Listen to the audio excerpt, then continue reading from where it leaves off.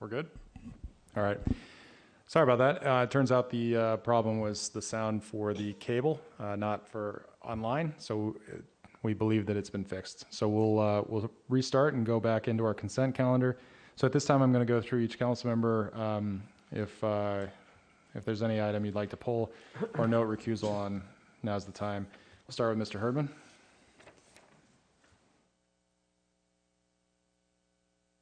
No, there's nothing I want to pull. Okay. Ms. Brenner?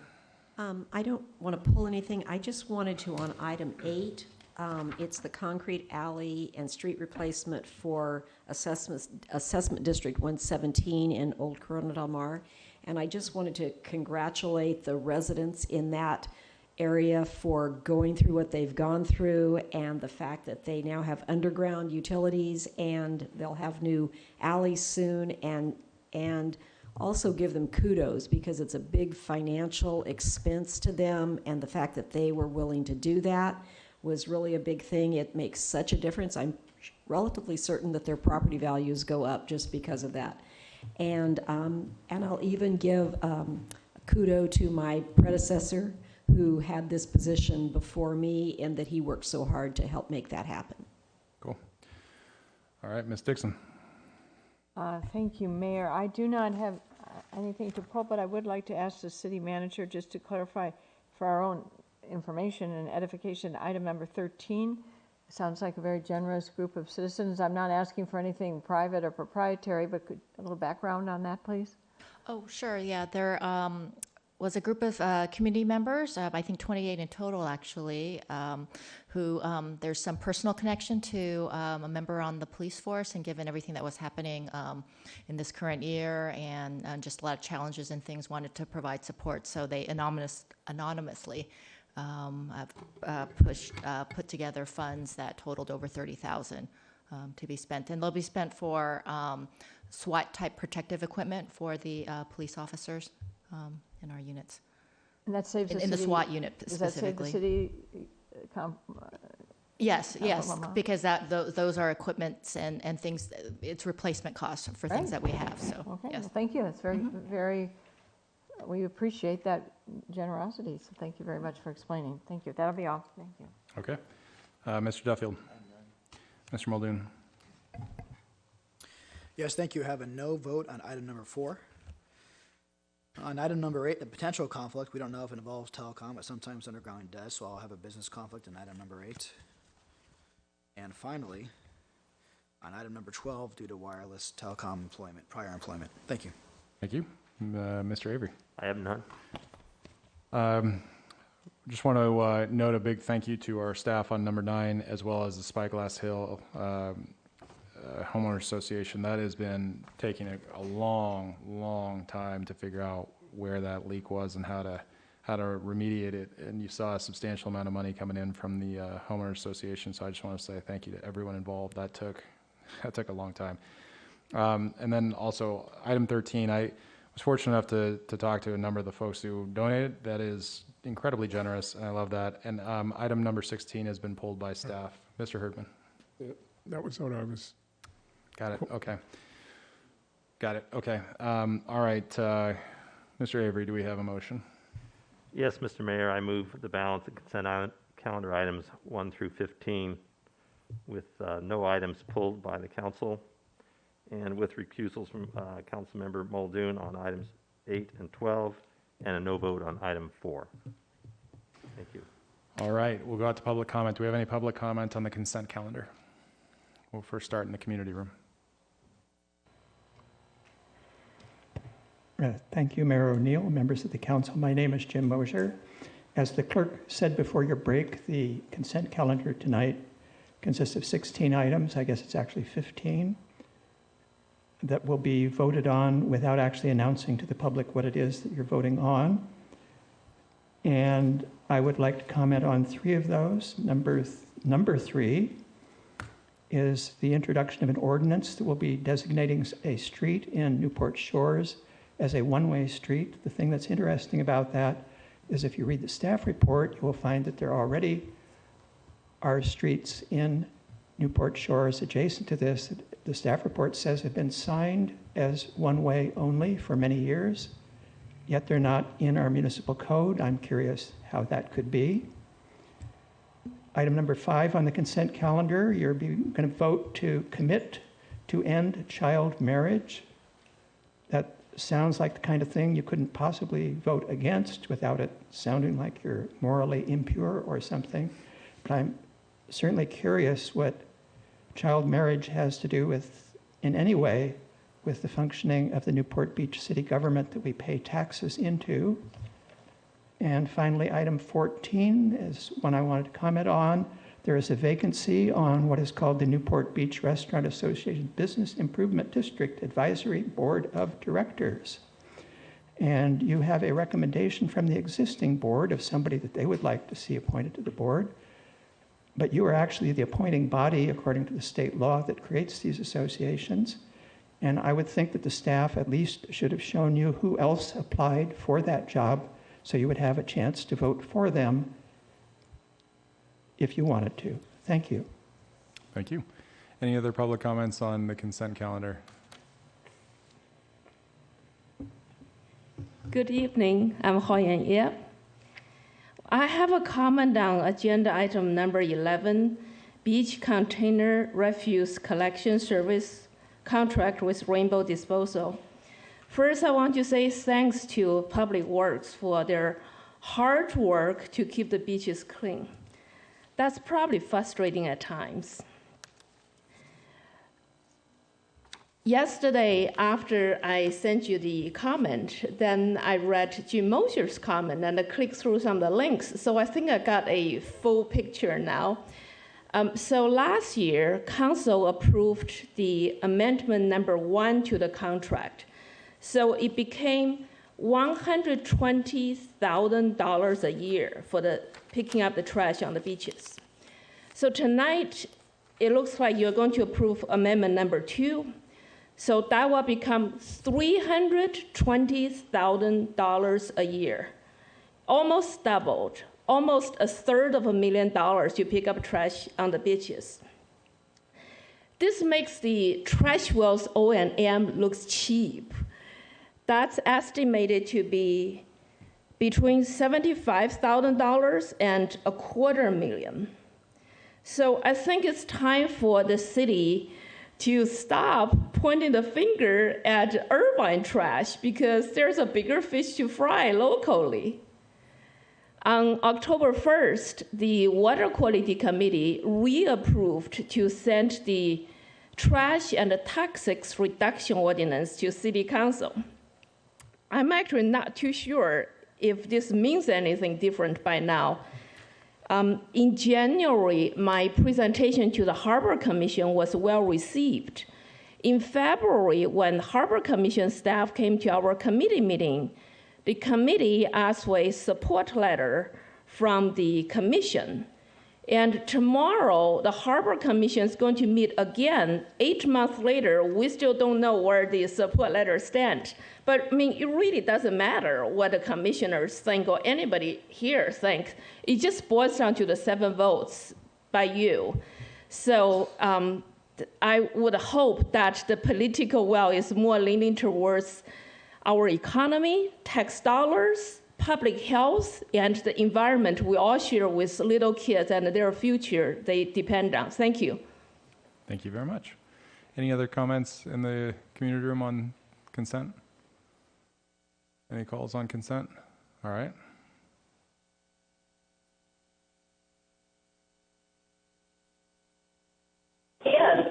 Ooh. All right. So, hey, I need you to mute.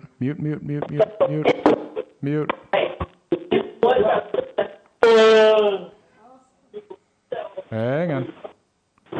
Hi, if you can hear me, please mute what you're listening to. Oh, okay. Then you can go ahead and start. Hello, Mayor, Council members. This is Denise Oberman calling. I'm calling to comment on item number 4 with regard to the proposed ordinance for Boardwalk Safety Program. I want to thank the council and staff for bringing this forward. There are some really good additions and modifications, in particular the sites and fines. there's still a significant gap as to the enforcement commitment that this and program that the city's going to make, which will really make this safe. So I would respectfully like to notify the council that if particular motorized devices are going to be allowed on the boardwalk, that the boardwalk is unsafe. So I did remit a written comment and just wanted to make sure that it was on record that there's a notice of unsafe conditions on the boardwalk, and we're hopeful that the city will take this seriously for residents and visitors and restore safety. Thank you. Thank you. Any other calls? All right, sounds good. Okay, so we have a motion. We didn't have a second. Do I have a second for Mr. Avery's motion? Seconded by Ms. Dixon. Any discussion? All right, seeing none, let's go ahead and vote.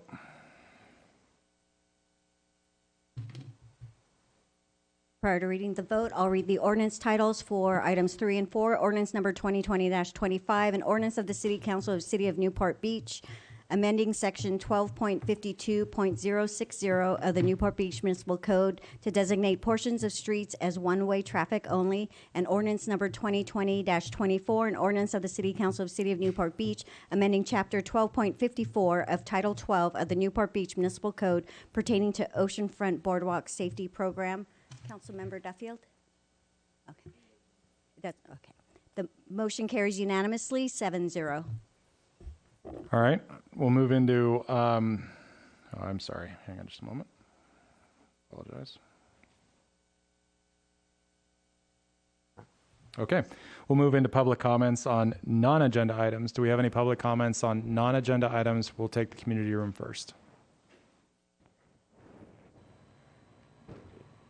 Good evening again. I have a comment on outdoor dining. I hope this will become a permanent thing in some way. You probably heard that Laguna is considering turning the promenade on the forest as a permanent thing. It's so popular, so well liked. Actually, this didn't happen easily there. For over 10 years was a heated debate. So I think that gave me hope. I'm under the impression that staff also looked into a similar situation in the city.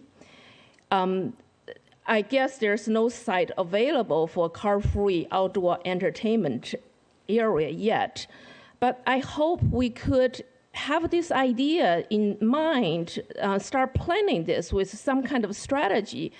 Maybe in the future permit issuing, we lean towards this direction a little bit. I also read some cities turned their streets, they close one side, so it becomes one-way street, and this other side becomes outdoor entertainment areas. So that would be fun, I guess. It will also be slower traffic. During one of the recent candidate forums, there was a discussion on the toll road. And I think Noah Blum made a good point. He said, it's horrible to tell people to drive away from the businesses. We need the businesses. I so agree with him on that. I think our streets could become more fun, more cultural, and more business friendly. We just need to plan it. Thank you. Okay, thank you. Next speaker, please. Mayor O'Neill, members of the council, this is Jim Mosier again, and I have a non-agenda item that I just thought of. In a few minutes on the agenda, you're going to be discussing short-term lodgings, which has to do with rental of houses or rooms for periods of less than 30 days. I think it might be interesting at some time, since we have been told repeatedly that that is not a property right, but the people of Newport Beach do have a property right to rent for longer than 30 days, to have a discussion about what the rules are for rentals in excess of 30 days. In particular, I'm pretty sure that anybody who wants to can rent a house for 30 days or more. Do they have a right to rent a room, or can they rent multiple rooms in their house to different people for 30 days or more. I've not heard that topic addressed, and I'm not actually sure what the answer is. And I think it would be a good thing to discuss publicly at some time. Thank you. Thank you. Any other non-agenda comments in the community room? All right. Any calls? All right.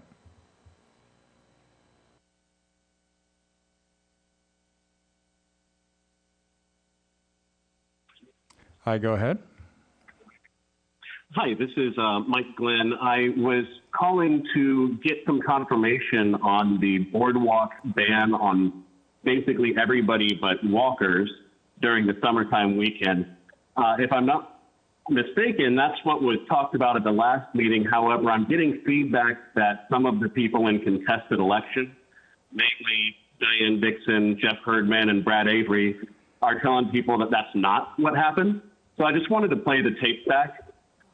I mean, if you'd like it to only be pedestrians on the boardwalk, if that's what your intent is, and you're going in May through September with more enforcement, if that's what you're trying to do, then that's the way to probably phrase it, is pedestrians only. Okay. And what we typically think temporary.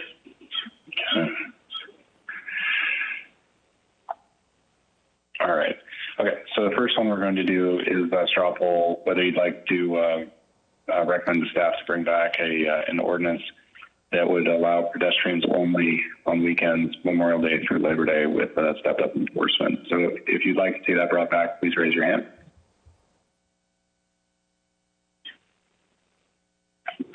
So Mayor Pro Tem Brad Avery, Councilmember Brenner, Councilmember Dixon, and Councilmember Herdman voted in favor of bringing that back, and all other council members voted against.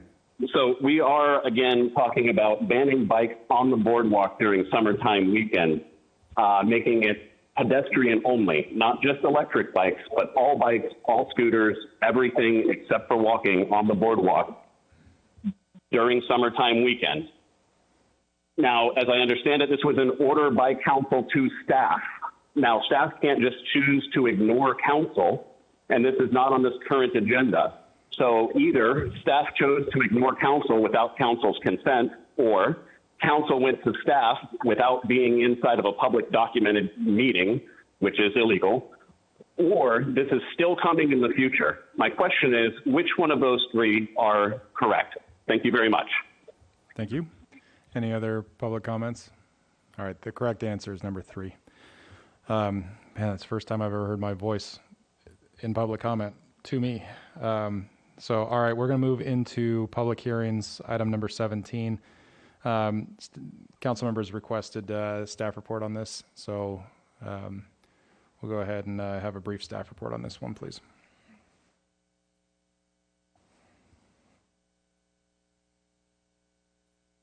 Hello?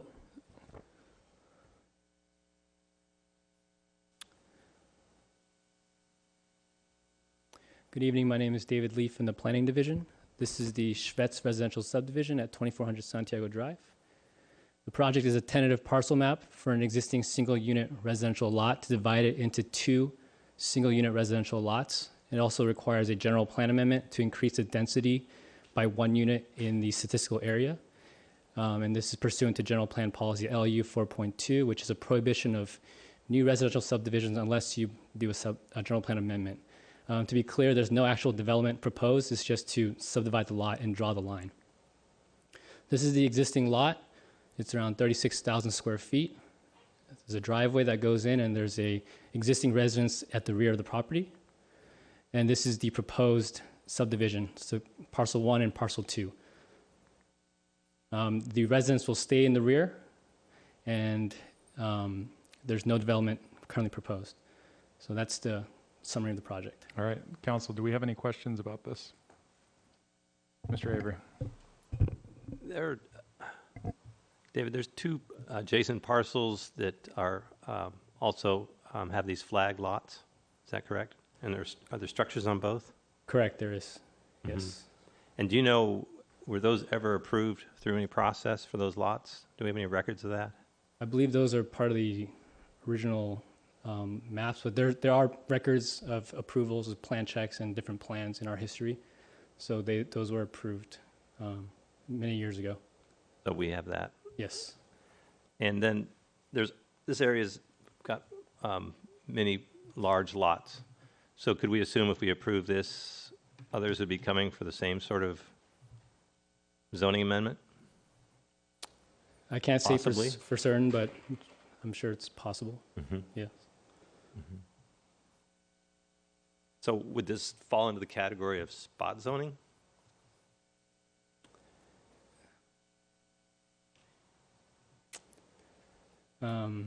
It's the general plan amendment is just for the addition of one unit. So we're going through the process and making the findings for a general plan for this tentative parcel map for this one lot. I do not believe that's spot zoning, but it is to add one unit to the property. Great, thank you. All right, any other questions? Yeah, Ms. Dixon. Just to clarify, has the Planning Commission has reviewed this matter? Correct. They already reviewed it. And it's because it changes the general plan? Is that why we're looking at it, or did someone appeal it? The general plan stays the same as single unit residence, but it does add one unit because of the subdivision. So that's why a general plan amendment is required. But the actual general plan designation stays the same as single unit residential. Okay, all right, thank you. All right. Ms. Brenner. Do we get credit for this on RENA? Yes, we do. So you got us one. There you go. All right, we'll go out to public comment at this time. We'll start in the community room.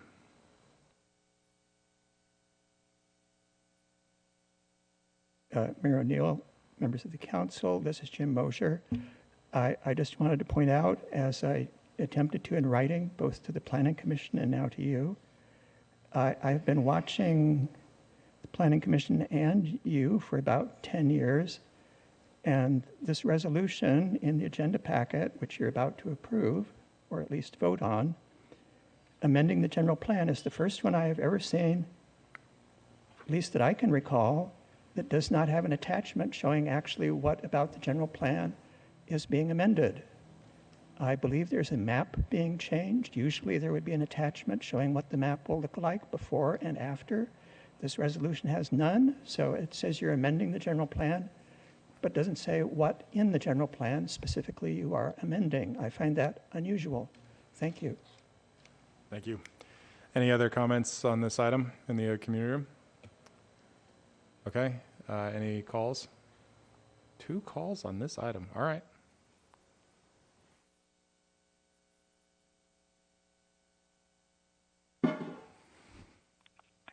Hi, go ahead. Hi there. My name is Steve Farwell, and I'm calling about the division of the property at 2400 Santiago Street. Yep, you've got the right item. Go ahead. Okay. I'm not exactly sure how this works, but I've been a resident here on location. My father built the house that I'm in, and we've been here since 1964. Just for that. Anyway, I just don't think that our street needs a subdivision like that. Obviously, it looks like he's trying to sell the place or the extra parcel, and we are against it as a neighbor. We live 4 doors up the street from him, and are against it. And I don't see any subdivisions or anything happening in Dover Shores or Bay Shores or Newport Heights or anywhere else. And why should we start in our neighborhood? And so that's kind of my 2 cents. Okay, thank you very much. And it creates extra traffic that nobody's aware of, and it's also going to take from our water and our electricity and all those fun things. We just don't need it. All right. Thank you. We'll go to the next speaker, please. All right. All right, thank you.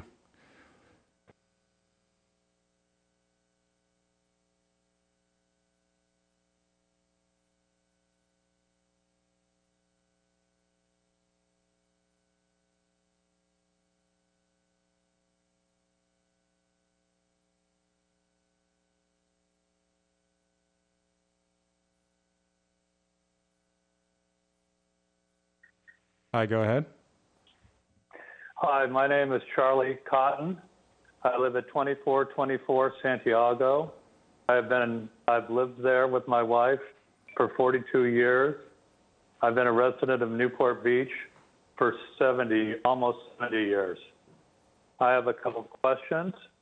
The first question is, I was notified of the Planning Commission meeting, but I was out of the area. I was out of state at the time, but no one from the project, the owner, or any agent contacted me, and I live 4 doors away, 3 doors away. Secondly, after reading the Planning Commission's report, I need clarification on the precedent that they cited in the Planning Commission report, since they said that there had been divided lots on Santiago at 2422, 2420, 2408, and 2416. All the homes there were built in 1957 and 1956 and 1964. I'll point out that 1956 is 64 years ago. So I'd like to know what the precedent is, who cited that and why. Secondly, I'm very concerned about the property because the property has dozens and dozens of trees on it. Now, I respect the owner's right to develop his own property, but at some point in time, I think we have to consider our environment.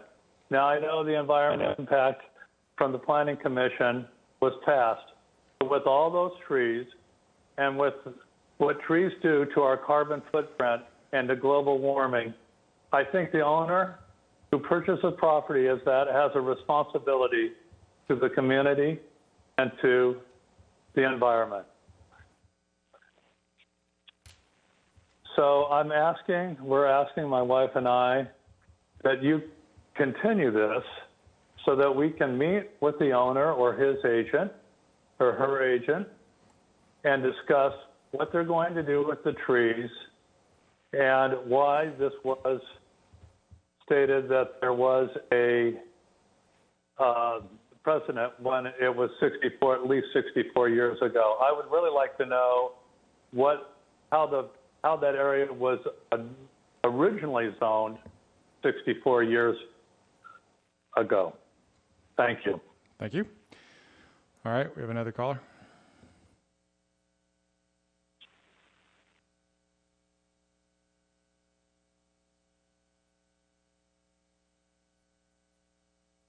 No? Oh, I thought the applicant wanted to, sorry, that's what I meant.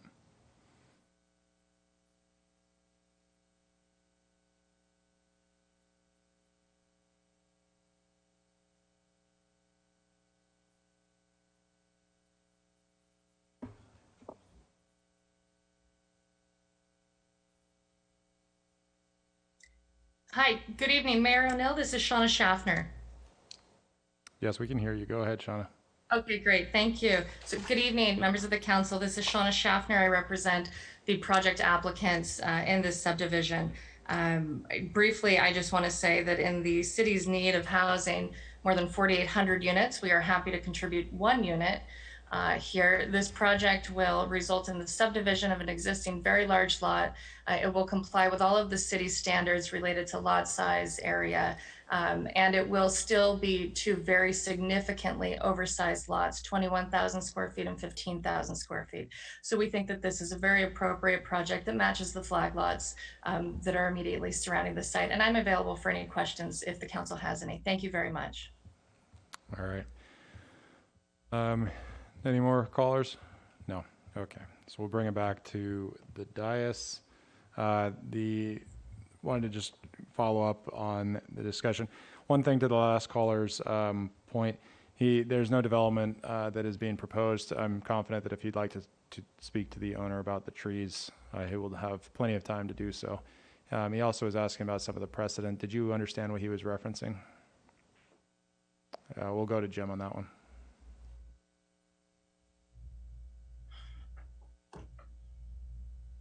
Thank you, Mr. Mayor. As I understand the question, there are several lots on that block that are subdivided in almost identical fashion. That subdivision occurred prior to the city's annexation, and I believe we annexed the property in the 50s. I haven't completed the research on this, but it's a very, very old subdivision pattern. And I think what we're referring to is that subdivision pattern on the adjacent lots to the west along this block is really the precedent that was set. The city didn't make that decision to subdivide those lots. But that subdivision pattern is there, and I think we're just indicating that as a way of saying it might be compatible with the area, and that's simply it. Got it, okay. All right, Ms. Dixon. Yes, I could ask Jim a question if I may. So with new state laws about how development in a single-family zoned area by right can come in and develop high-density, multi-story project, could that occur on this property? The future development of the lot that would be created would be subject to the R1 zoning standards, so the existing standards of our zoning code. Yes, it's a large lot, a large house could result, and it would have to meet all of our existing standards, but it wouldn't be a multi-family lot. You could see an accessory dwelling unit as well, and so we'll just have to see what that development would occur, and we would apply the zoning code standards to that, and it would not require any discretionary review. They would simply design the house, submit for plan check, and we would review it for consistency with standards, and then approve it if it does meet those standards. And so if there's no development plan, but it's, I guess we could speculate that it is probably anticipated, or else they would just leave it as is. What would be then the community development would be reviewing that project like any other project? We would be reviewing it with the fire department, public works, and our friends in the building division, and to make sure it meets all applicable standards. And if it does, then we would issue all the necessary permits for the future development of a single-family home. And one final question: if these so-called flag lots were developed like 64 years ago, is that a land use carving up that we would support today as a community? Is that included anywhere else in our general plan that we would allow a so-called flag lot? Well, it's definitely not a subdivision pattern that we see very much of. This is just a reflection of what's out there today. The decision to subdivide it that way back in the day doesn't mean that you're bound. There's no precedent, so you don't have to approve this if we feel it's inappropriate for the community. But this kind of subdivision pattern is not routinely seen. You would only see it on a very large lot like this, and it's not prohibited. So, it meets the standards for this kind of a subdivision. It meets our subdivision code, and ultimately the house and future development would have to meet our zoning standards. And so, we do see this similar subdivision pattern, and it doesn't appear to be out of character with the area, but ultimately that's for the city council to decide tonight. Okay, thank you. All right. Okay, seeing no further discussion, would someone like to make a motion? Moved by Mr. Muldoon. I'll second. Seconded by Mr. Herdman. Let's go ahead and vote.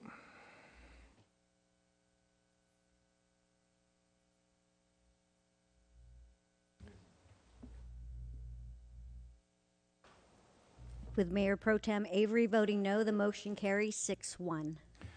Okay, we're going to move into item number 18. And I'm going to make a suggestion on kind of how to discuss this, because we've had this we've had this topic a few times. So I'm just going to here's my recommendation. We have before us we have a discussion about the whole city in terms of short-term lodging. My suspicion, given the number of discussions we've had and also the number of public comments, is that there are going to be some conversation that is specific to Newport Island. I don't know that, but I'm guessing that. So here's what I actually think we ought to do, and I'm going to piggyback just a little bit off of what Councilmember Dixon had suggested there. I do think obviously we should be discussing exactly what the item is in front of us, and I also think that we should be discussing specific to Newport Island. We can't pass anything tonight that is specific to Newport Island in terms of any kind of ordinance, but I do think what we ought to do is we ought to have a conversation about bringing items back that are specific to Newport Island, because if for some reason, because we've seen a lot of discussion in some of the public comments about asking for just a little bit more time, which I'm sure will come up in our discussion, but asking for a little bit more time on working through some of the issues. And if that's where we're moving forward to, I don't want to push off the items that would be specific to Newport Island, because I suspect that there's going to be some discussion about that particularly. And we've also seen public comments in writing that are suggesting that the item that we have before us is also insufficient for that particular part of our community.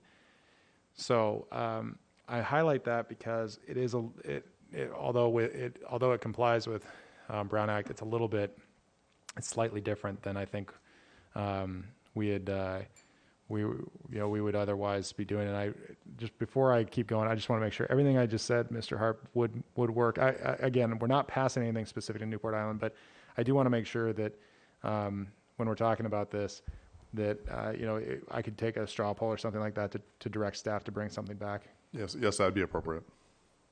Okay. All right. So again, I just go ahead. I'm not sure exactly what you're saying. So you're saying that we are going to talk about Newport Island tonight so that we give staff direction as to what to bring back to us? Correct. Okay. That's exactly what I'm saying. Yep. So I'm suggesting we take the, yeah. There you go. That's perfect.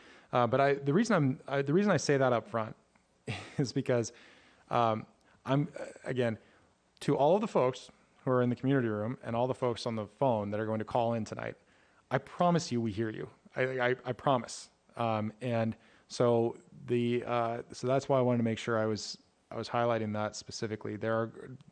Of course, we're going to be talking about the citywide discussions. That's what's on the agenda. But I also wanted to make sure that folks knew that we heard that, and to the extent that we can perhaps avoid significant duplication in public comment, that would be helpful as well. All right, we'll start with Ms. Dixon. So just to clarify, and I appreciate what you're doing, I support this procedural move, but on this, the item that I proposed as A1, that we're moving back, is so that specifically to create an ordinance that would require owner-occupied short-term rentals for Newport Island only. That is to be discussed tonight, and maybe by a show of hands if we want to move this forward. Absolutely. And if there are other ideas, then okay. All right. Good. It'll be after public comment. Just want to be clear about that. I'll do a straw poll on Newport Island specifically after public comment. But yes, we will talk about that tonight. Very good. Thank you. Okay. It's probably worth having just a little bit of a staff discussion. Probably not so much. I do have a few questions, but before I ask, is there anything that anyone would? All right, I'm just going to open up then with a few questions, and it's probably worth just saying up front on this item. And I'm going to say this for the benefit of our ad hoc committee as well, so that folks can kind of correct me if I'm missing anything. One of my understandings of the purpose of really starting this process, which feels like over a year ago at this point, was to make sure that we were looking out for our residents and also to ensure the good operators are being rewarded. And one of the concerns that I have tonight, as opposed to previous times where short-term lodging modifications have been brought forward, is our good operators seem very upset, and I'm a little concerned about that, because if the goal is to find that balance between our residents and our businesses and our visitors and the people we're trying to look out for, in particular, the good operators in all of this are upset. I'd like to really find a solution. I'd like to find a path forward where they buy in as much as we would expect of our good operators, and we're just not there, it seems. I mean, what I'm hearing consistently from a lot of the folks who are operating, the vast majority of this is they don't like what we're proposing tonight, and so I'm concerned about that, because that really comes back to one of the big reasons we had started this process, was to make sure that we were taking care of the bad operators, particularly through, if we needed to do new municipal code, which we've done a few times here, we would ultimately see we would see that we would get to the point where we would do enforcement, and if that enforcement's insufficient, then find more changes. My concern is at this point we've passed some pretty significant changes. We haven't quite had enough time to see if that enforcement is going to work, and then we've gotten on the wrong side of our good operators at this point. So that's been my concern. But if I'm wrong on that, I'd like to hear. Okay, then that's why I'm throwing this out there, and I'd like to hear. So we'll start with Mr. Herdman. Okay, just a few comments in relation to that. We've been at this now for 20 months as an ad hoc committee. We have held no less than 10 community meetings. We've had 20 plus ad hoc committee meetings. We have pulled in the community in those ad hoc meetings. We've pulled in property owners. We've pulled in short-term rental owners. I would say a great deal of our work has been with rental agents within the city. We have given them a great deal of time and opportunity for input. We've listened carefully to them. We've included many of their suggestions in what I call the administrative regulations of this ordinance, or how we're going to implement it.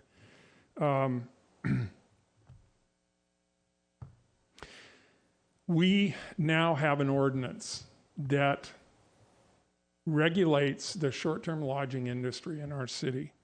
Before we approved the ordinance, we had no rules, okay? We now have rules. We have a call-in system where we can collect data on problem units. We can start keeping a close eye on problem units. The reason I'm saying all this is because we now have the tools and the means for eliminating problem units in our city. And that's all this is aimed at. Good operators have absolutely nothing to worry about. Nothing. Nothing. There may be a few more requirements in terms of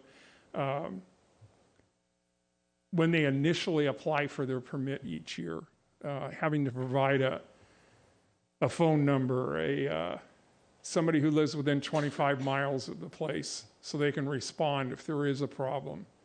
But good operators have absolutely nothing. They're not even going to notice a change as a result of this ordinance.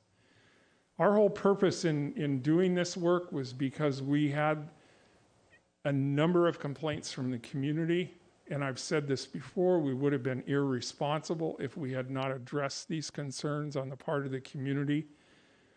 People who have short-term lodging units in their neighborhoods that are causing their lives to be disrupted. We have a responsibility to protect the well-being of those people in our city. So I guess that's all I have to say right now. Okay. I just feel real strongly about our work. We're not aiming any of our work at good, reliable rental agencies and or property owners. We're just in the process of trying to get an industry within our city regulated and under control. And there is a need to do so. Thank you. Ms. Brenner. My button's not working, so that's why I'm having to kind of wave at you. I was just surprised to hear you say that, because I think we've gotten so many emails from people who say, I already have a 3-night minimum. It's not going to affect me negatively. In fact, several of the short-term operators that we've gotten emails from have said, I liked the idea of a 6-night minimum. I'm surprised that you went down from the 6-night minimum. So we've heard from a lot of those people. We've heard people who say, that, and especially people who say we are good operators and we're glad you're going to enforce against the people who are not doing a good job because it makes them look bad.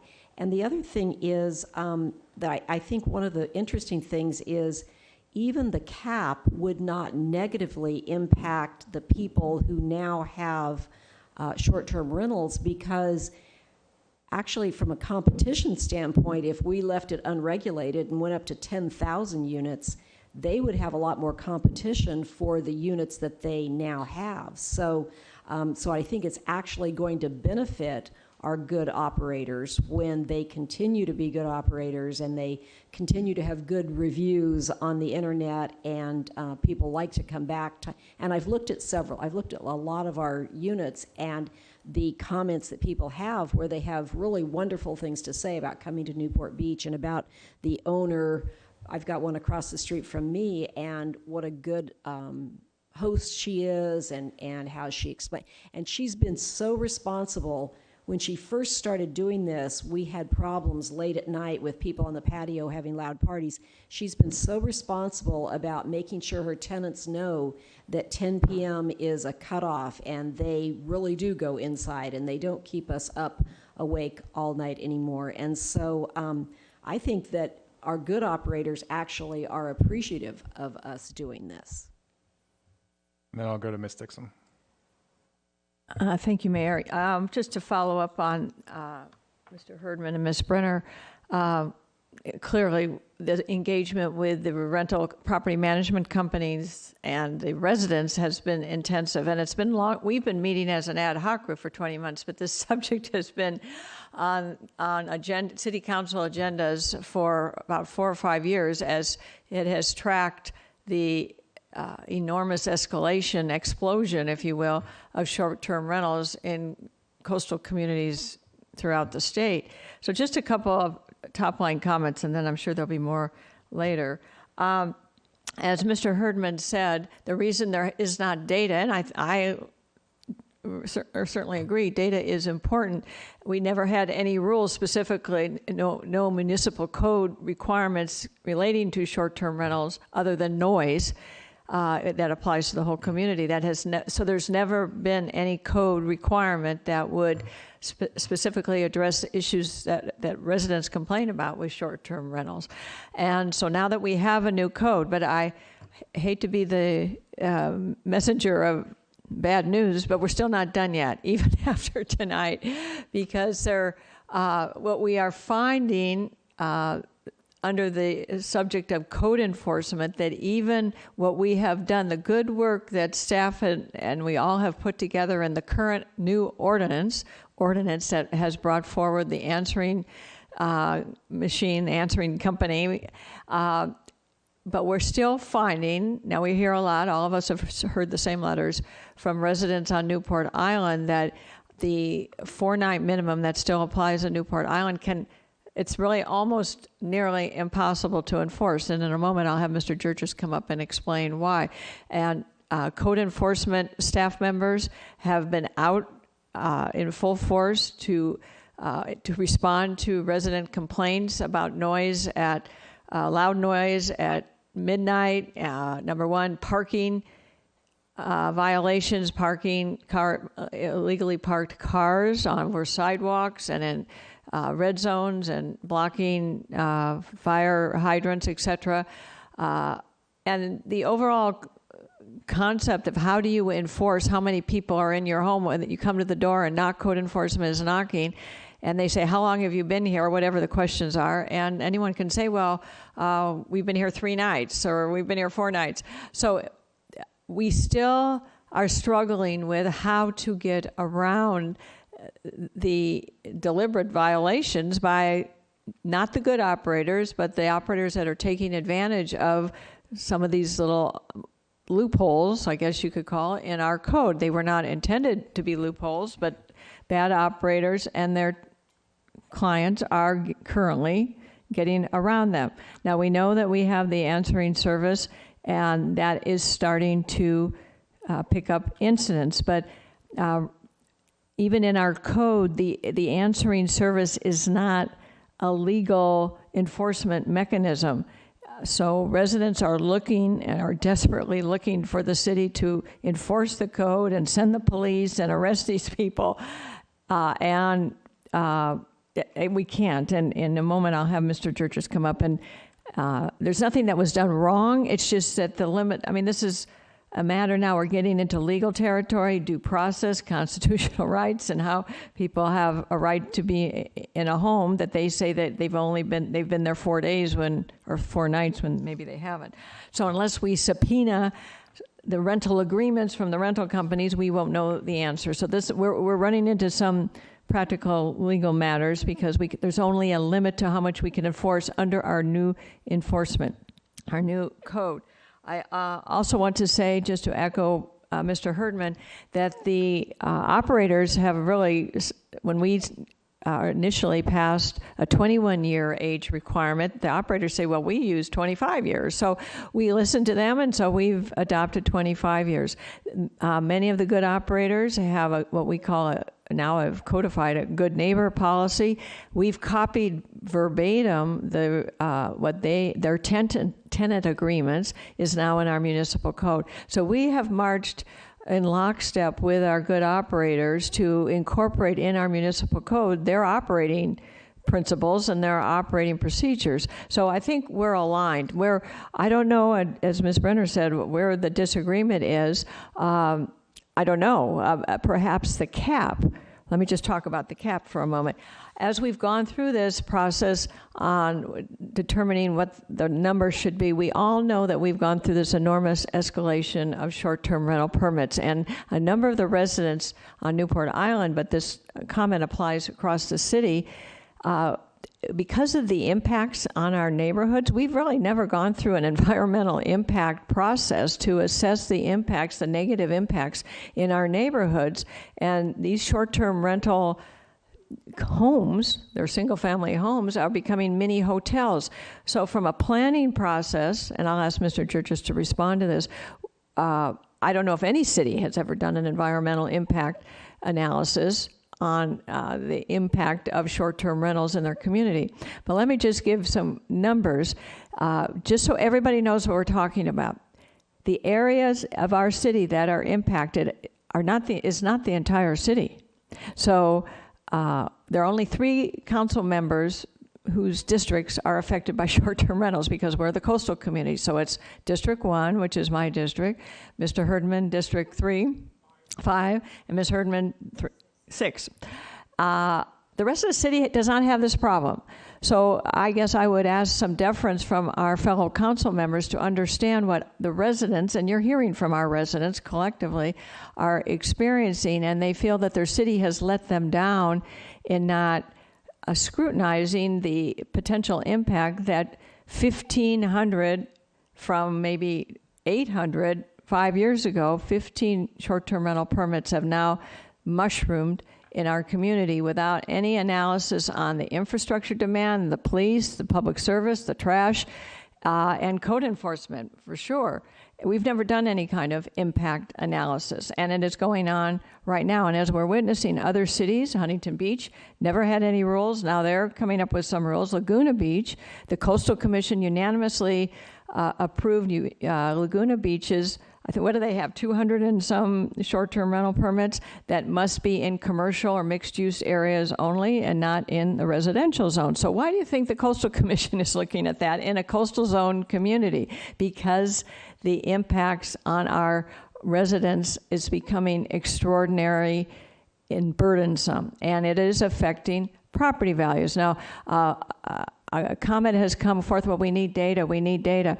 We are going to be getting data, and this process that we're talking about on our agenda this evening, and the reason why it was broken up into this process is these are the items that go to before the Coastal Commission. So it's going to take a good many months before the Coastal Commission adjudicates on this, but they've already established a record in a number of cities to cap them and to limit the number. Newport Beach, just to put this just in everybody's mind, we have right now, I think the staff has gone through and been culling through the permits to make sure they're all legitimate. Do you know offhand some of what we are, about 1,500 now? We're down or below 1,500? 1,490. All right, so we're proposing in the staff report tonight up to 1,550. So there is margin there for the permits to grow, or whatever number is determined. But we have to be cognizant of our businesses. Absolutely, we are. I'm pro-business, we're pro-community, but we're listening to our residents to really understand how we can bring peace in our time. On the peninsula, of the 15, well now there are 1490 permits in District 1, 1,000 short-term rental permits are on the peninsula. So from a general plan process, I would recommend tonight informally, and I'll probably do this in a more formal way, when we go through the next general plan, as we know is coming, or the housing element is up, we should be considering the how we want our city to be utilized by short-term rentals, because they are becoming a dominant element in our community. Now, Mr. Churgis, if you wouldn't mind coming forward, then I'll ask you some more questions and we can go back to my earlier questions. I asked you this week, and this is just an educated guess, when the Coastal Commission looks at the intensity of use of short-term rentals, typically what are they looking for from a percentage of the residency stock or rentals, or the residential stock in a community? Yeah, Simone Georges, Community Development Director. They value short-term rental lodging units. They believe it is a low cost of visitor accommodations. Ideally, it's cheaper than staying at a hotel. But as we all know, there's a wide range of costs between short-term rental, between different units, different seasons. Same thing with hotels. We do have motels in our community too. They would like to preserve short-term lodging units in any coastal zone, but for the Councilmember Dixon, your district, District 1, has 1,000 units, 1,000 short-term lodging units, and probably 7,000 residential living units. So, I mean, that's a little less than 20%. I think they'll look at that as a very high percentage. So I think they would like to have a little bit of percentage in that peninsula area, in that coastal area, but I don't know if they're really wanting to preserve all full 20%. So it is a lower percentage than what there is now. And there's been a lot of writing material about, because we all know we have a housing crisis in California, and there's some documentation that short-term rentals are eroding the available housing, because these apartment units or homes could be used for housing, and instead they're being used for short-term rentals. So the Coastal Commission hasn't ruled on that, but this is something that they're juggling with. Well, anyway, I'll stop talking. If you wouldn't mind, if you took notes on my questions, if you could address some of those questions, please. Certainly. You talked a lot about the code enforcement process and how we handle, we've gotten a lot of complaints with regards to Newport Island. We get a lot of complaints throughout the city. We investigate all the complaints that we do receive. Now, just as a reminder, we have a new ordinance in place. It went into effect mid-August. So we've been with this new ordinance less than 2 months. We've launched a new hotline on October 1st, and so that is gaining speed. So we're doing a lot, but it takes time to build up that data and build up that story. The new ordinance only been in effect for less than 2 months. We do get complaints. We follow up with complaints.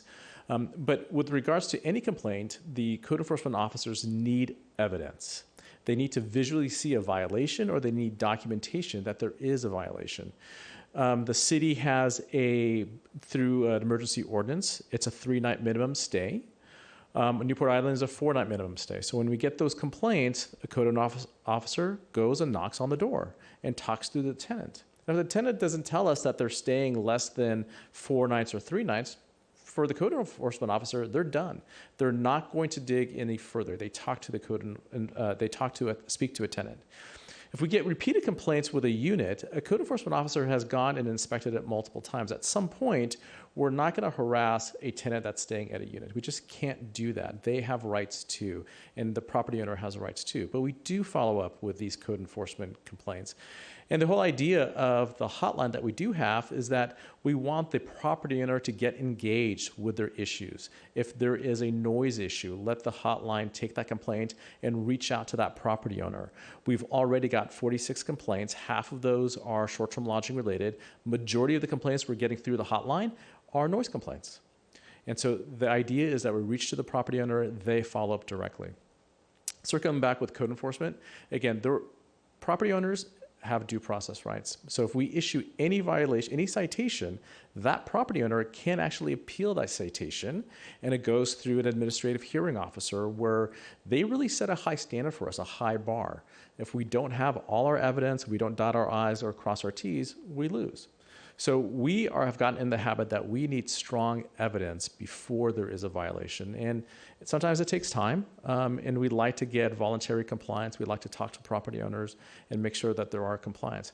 As Councilmember Dixon said, we have a new ordinance. Councilmember Herdman and Councilmember Brenner talked about, we've never had this ordinance before in the past. So now we have something that we can actually fall back on and follow up with. One other item, I see Chief Lewis out there, on enforcement, where residents also call the non-emergency line on the parking issues and cars.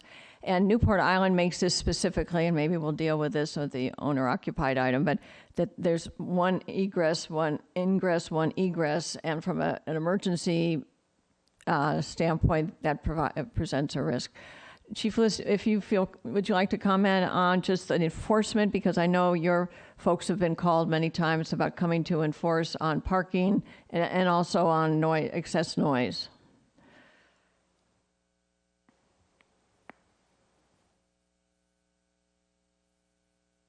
John Lewis, Chief of Police, and that's correct. We do enforce after-hours parking violations, and we respond to disturbances after hours on Newport Island just like we do anywhere else in the city.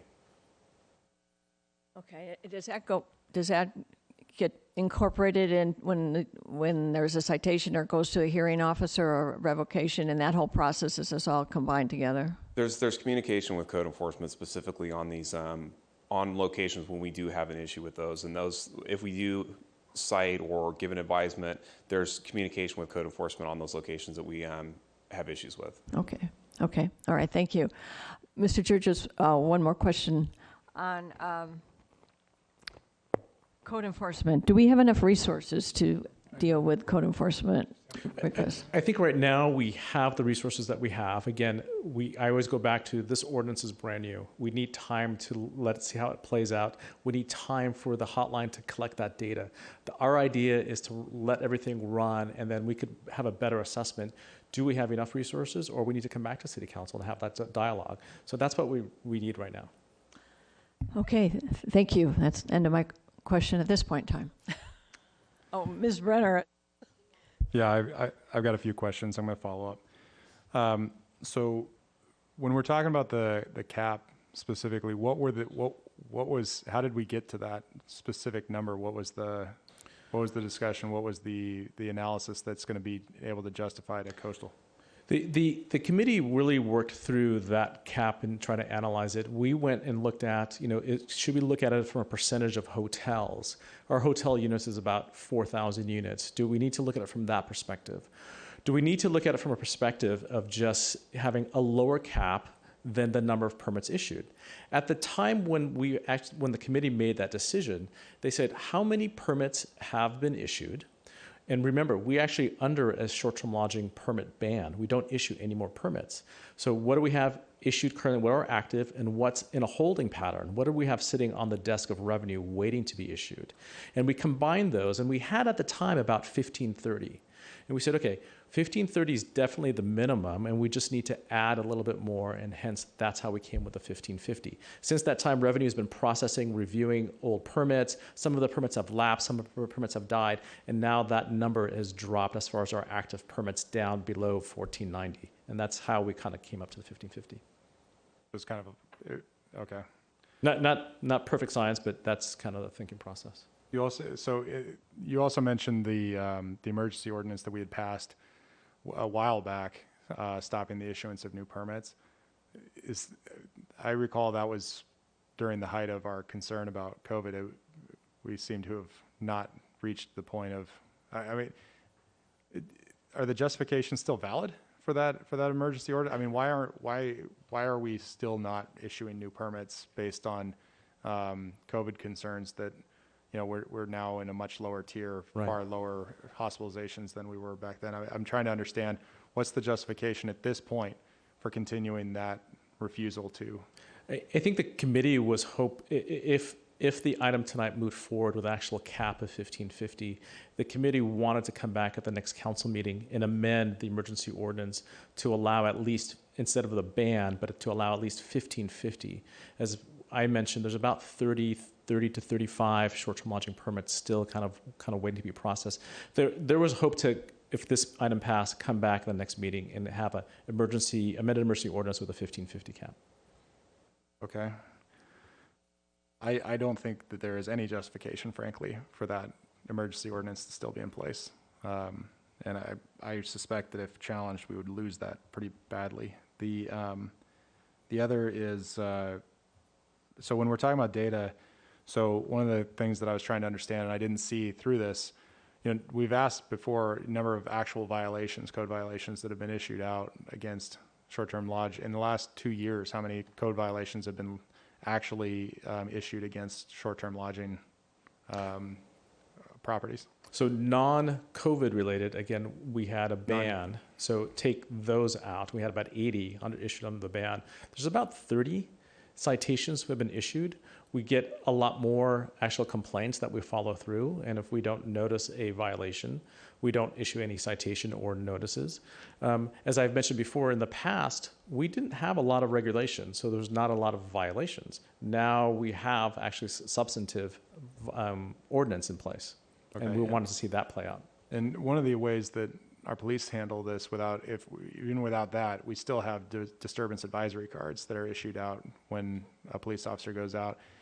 How many disturbance advisory cards have been issued against a short-term lodging property where it's actually the short-term lodging occupants that received the disturbance advisory card? Right. So I don't have the specific number, but I know the number wasn't very high. It was less than the number of code enforcement citations we've issued.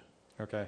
And then to Jim's point, Jim Mosier's point in public comments, one of the things he pointed out was the timing mechanisms and requirements when it comes to an LCP and the amount of time required for notice.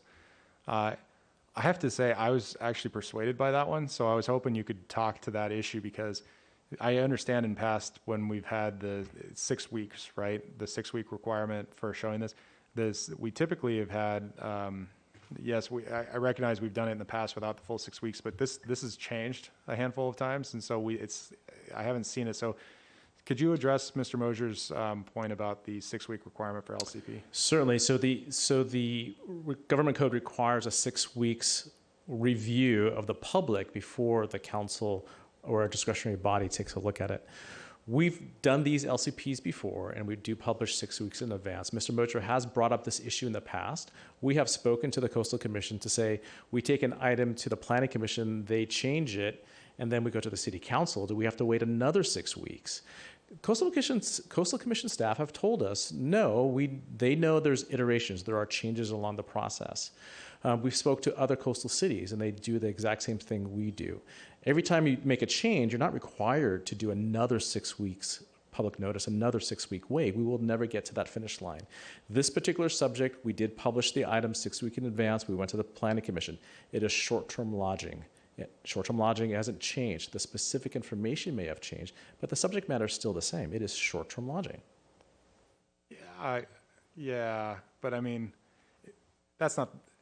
Okay, I'm gonna suggest for just a second. I don't agree with that analysis, and it's not a knock on you, Simona.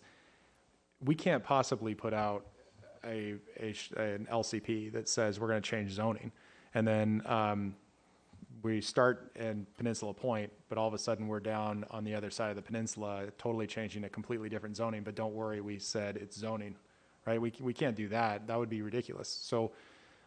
Having just a categorical comment about, yes, we're going to be talking about this as an LCP, but if we change it completely in that 6 week process or make some pretty substantial, I mean, look, a cap is a pretty substantial difference. There are some pretty substantial changes being made here, which if the majority will is there, great, but I'm trying to understand from a procedural standpoint, there are times up here where I will vote against something, but I would still like to see the majority will go through and succeed, because that's how this process works. What I don't want to do is I don't want to have a discussion and a disagreement up here where we don't have a majority, where we have a majority vote, but it gets overturned because of a procedural problem. And that's what I'm concerned about right now, is I'm looking at this saying, I've got a procedural problem and I'm trying to work through this. And I don't think think Coastal, maybe I'm wrong. Maybe I am wrong that Coastal would say, you know, it's the same subject matter. You made substantial changes to it, but it's I'm concerned about that. Okay. But maybe it's not my concern to have if I weren't someone who would support some of this. Anyway, Ms. Brenner, I know you were raising your hand, so I want to. We're making the circle here. Okay. I've got some concerns, and first of all, I'm really concerned about now that we've lowered our number, we're going to be increasing the number of short-term rental units in the coastal zone basically by 60 units. And the number of complaints that we get all the time from people who have these units next to them, I can't imagine if we add 60 units in a short amount of time, what people are going to want to do to us, because so that arbitrary number that we came up with of 1550 was done before we went down to 1492 or whatever we're at now. So I'm really concerned about that. I also think it's really important that we recognize that when this committee started working on this, we have a pro-business approach. We never came into this like many cities saying we're going to get rid of short-term rentals. I mean, we have worked so hard at trying to be fair about this so that we didn't take the Laguna Beach approach and say no short-term rentals except in the commercial district, which the Coastal Commission approved, by the way. So I think that some credit is due to us for trying to be fair about this and trying to, not penalize people who are doing a good job of doing this now. So, and when it comes to issues about the number of citations that have been issued, we get a lot of complaints about lack of enforcement in our city. And I made the point at our last meeting about all the things that we ask our police department to do. I mean, we are asking them to enforce extraordinary things. And of course, the crimes and the important things are what have to be addressed first. But I had an experience on Saturday night where neighbors down the block and on the other side of the street were having a party at almost midnight, and the music was so loud I could sing along. And I finally called the police, and I did not identify myself as a council member. And I know they were busy because I called the non-emergency number and I was put on hold for a long period of time. So that tells me they were busy dealing with really important things. And when she finally came back, I gave her the address and told her what the problem was, that they just needed to go inside and close their doors and windows. And that was at 10 minutes to midnight, and at 1 o'clock in the morning, I changed bedrooms. So I don't blame the police for that. I blame the fact that there's a lot going on in our city, and they're doing the best job they can do, and these issues are not at the top of their list, and they shouldn't be. But I don't want us to base decisions on the fact that there are not documented complaints and lugos and DACs issued, because that's not their top priority. And so we have to move forward and address the complaints that our citizens are begging us to deal with. And so I think that's the reason that we've got to get something on the books. And at some point, I do want to talk about the transferability issue, which came up last time, sort of at the last minute. I did not vote to add that, but it was voted to be added. And at some point, I would like to talk about that before we move forward with that. But for right now, that's all I have. Okay, I'll go to Mr. Herdman, and then actually we'll come back to transferability. Go ahead, Mr. Herdman. Okay.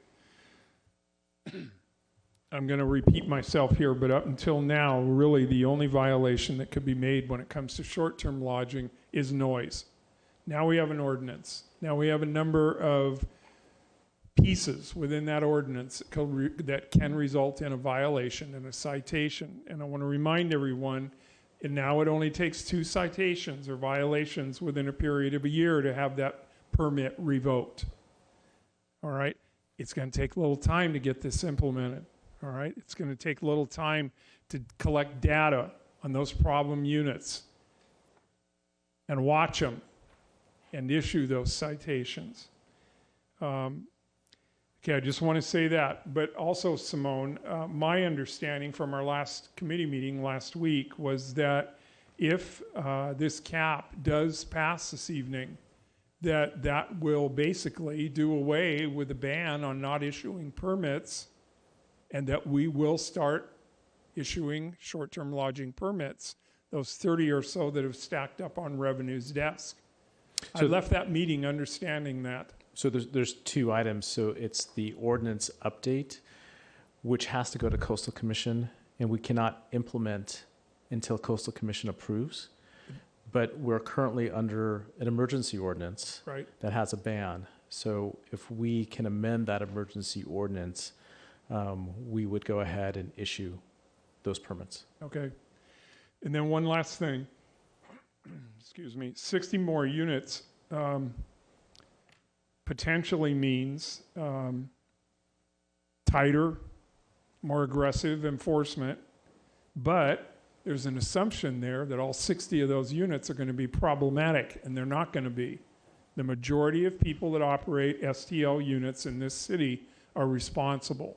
So just because we add 60 units doesn't mean that we're adding 60 problems to the industry in our city. Thank you. All right, we'll go to Ms. Dixon, and then we'll come back around on the transferability questions. Just a quick question. Simone, would you mind coming back up the microphone just to put some facts on the record? How many hotel rooms do we have in the coastal zone in the city? We have about 4,000 in the city, so a majority of that is in the coastal zone. And how many, and then we have the 1490. So again, your educated guess, how does Newport Beach compare with other coastal cities in terms of our hospitality? Our hospitality is very, very strong with the number of units. And we have, so far, what we've seen, our comparable size of city, we have the highest number of short-term lodging units in any coastal city of equal size, higher than even Santa Monica. And we know Huntington Beach now has quite a bit that are not permitted. There are illegal, and Huntington Beach now is looking to get a program in place also. Just to be clear on that 1490, our revenue division folks are actually going through and scrubbing all the data. So that number is probably going to drop over time because there's a lot of stale permits that are coming off the books. So that number will actually get lower and lower. And Huntington Beach, of course, they're just in the process, but they're looking only at owner-occupied. That's correct, absolutely. Is there any other city that requires only or permits only owner-occupied? Do you know? Not off the top of my head right now. Yeah, okay. All right, thank you very much. All right, we'll go to Ms. Brenner. Well, on the transferability issue, I have major concerns about that, because if someone has, first of all, it's not a property right. They have the right to have this permit annually that's issued. And if we start saying, if we get to the point where we've reached our maximum and we have a waiting list, and we say, somebody on our waiting list who's lived in our community for a long time, who would like to try doing a short-term rental, has been on this waiting list for a while, and the property sells. It could be some new owner from out of the area that all of a sudden buys a property specifically because it has a short-term rental. So it gives it a different asset class to that property versus another property that may be next door. Quite honestly, the property next door may be adversely affected by the fact that there is a short-term rental next door, and it may be artificially lowered because people don't want to live next door to a short-term rental. So then we've given the ability for someone to come in from out of our area, buy a property, and have a short-term rental operator license automatically with that property that somebody in our city has not had the opportunity to have. So I think that's really problematic, that we are giving someone, and quite honestly, you know, there may be a lot of people in our city that think, oh, that looks kind of interesting, I'd like to try that, I think I'll get on the waiting list, but they're not able to do that for quite some time. So I just think that we're arbitrarily controlling the value of this property by giving them the right to have this ad infinitum and not have any, quite honestly, if somebody sells their property, they can apply for a short-term rental permit just like everybody else, but they get on the list at that point in time. And the same thing if they, if the property is inherited, the heirs can apply for a short-term permit, and when it's their turn, they will get a chance to have a short-term permit. So I just think that this transferability gives a real artificial value to properties that currently have a permit that is not, I just don't think that's equitable. Mr. Muldoon. Thank you. I have a similar opinion about the majority of the will, the majority of the people being met, even if I don't agree with some of the stances. But I just like to note, I've been more sitting back and watching the ad hoc committees taking a lot of this task up. But from my years on council, I can tell you the two most common complaints are noise and parking, period. I guess smoking or smelling cigarette smoke is probably number 3. Those things can be so easily solved. Code enforcement can doesn't have to go 9 to 5. They can work later hours. They can work. They can be accompanied without a police officer if there's a code violation, or if a police officer is needed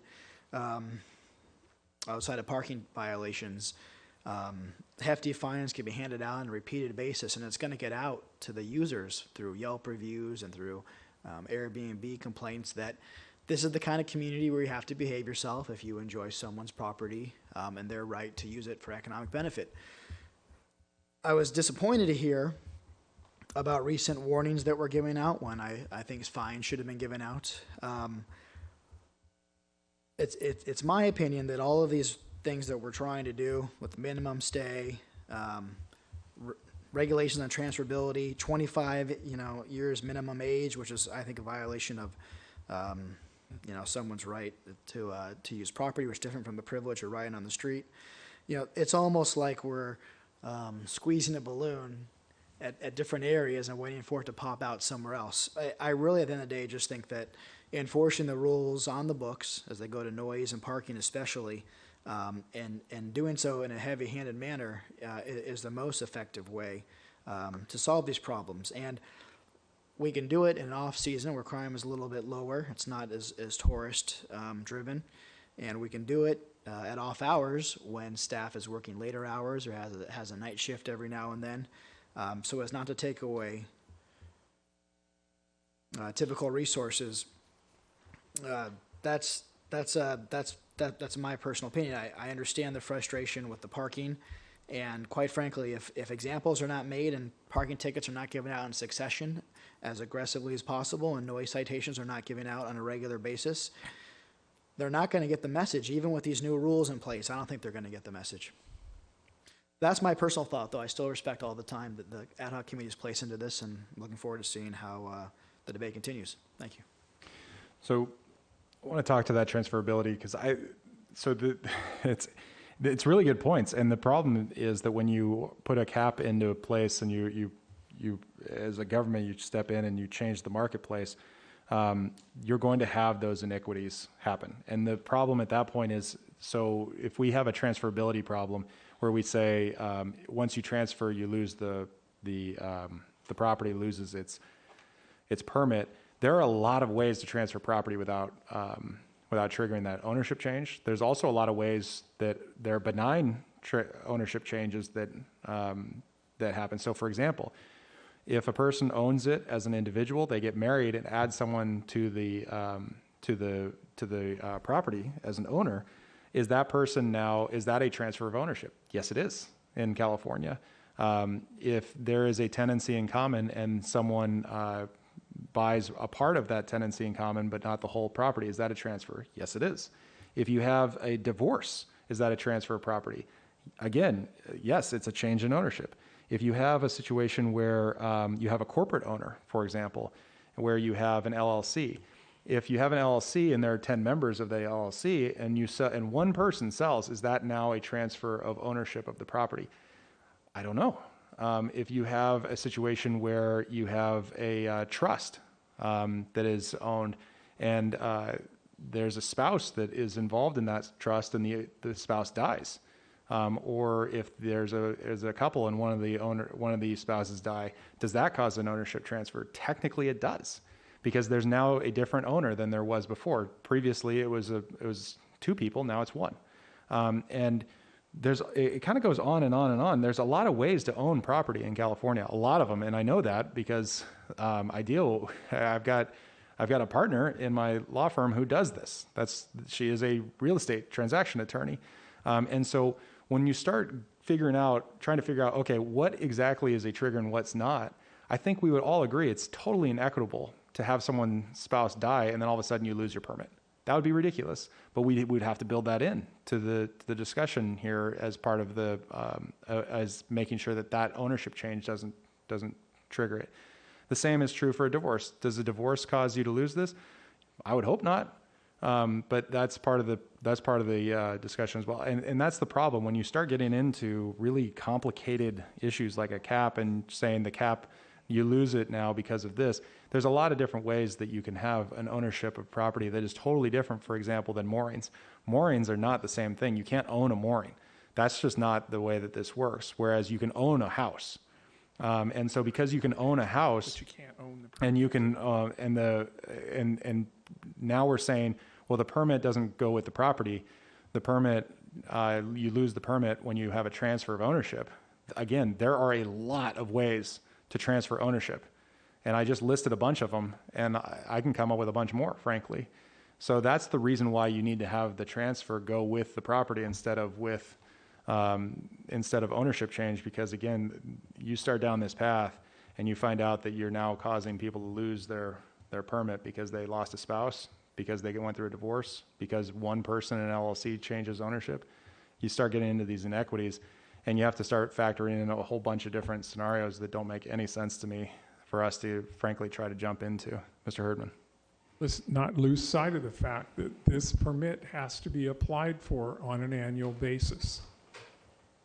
Has to be renewed on an annual basis. So when would you take it away though? And when would you deny a permit is what I'm asking, is if there's a divorce, if there's a death, when we're triggering the ownership change, and this is important because it will come up. I understand. When would you strip it away from someone? If my wife and I decided to do wanted a short-term lodging permit, I'd put both of our names on it. If I should die or she should die, it would still continue in either of our names. If we should get a divorce, it can continue in either of our names. Right? Can I ask if the property is owned by a limited liability company? They have to apply on an annual basis for that permit. It runs out. It runs out. So they would just apply to renew it as an entity, less one of those limited liability partners. It'll be renewed. Wouldn't literally every person at this point who has an ownership interest in a short-term lodging transfer all of their property, transfer it immediately over into an LLC, because then you can just sell the LLC and it's no longer a trigger. It's not a trigger anymore, because if let's say I own a property on Balboa Island, and that property is owned, and I own it through an LLC. So I call it, I don't know, Balboa Island LLC. And the property is owned in that, and the permit is owned in Balboa Island LLC. If I wanted to sell the property... The permit is not owned, Will. It's applied for, and it's in the name of Balboa Island LLC. There you go. Okay. So in that situation, I sell it to Kevin. Kevin now owns Balboa Island LLC, and he applies for a renewal permit, When the permit is, and he's allowed to do that. And he's allowed to do that, and there's no reason why it would be denied. versus if I owned it myself personally, I sell it to Kevin, and he tries to apply for the permit, no longer, he wouldn't get it anymore because there'd be a waiting list and there'd be an ownership transfer. And there'd be a new name on the application. Do you see what I'm saying? It's not very difficult to game this system. I can do it pretty quickly, and that's why I'm trying to avoid. So I'm trying to understand the ownership transfer issue, because if we're not going to allow it to run with the property, then we're going to feed a few extra hours to real estate attorneys. Okay, well, there's obviously this is obviously a complex issue. And it should be taken out and dealt with separately this evening, and it should not be lumped in with the cap and the minimum night stay and the parking, which is all part of this agenda item. This is a complex issue, obviously. My only point would be, I think if we're going to discuss the cap, you have to discuss the ownership transfer issue. But the rest of it, I don't think you do. Like, you could have a minimum stay, you could have the 25, but if you're going to discuss a cap where there are going to be people who could potentially lose their permit because of a transfer, then you have to discuss the transfer. That's my point. Anyway, I'm sorry, Miss Brenner, you wanted to speak. Actually, I was just going to say that kind of is the point.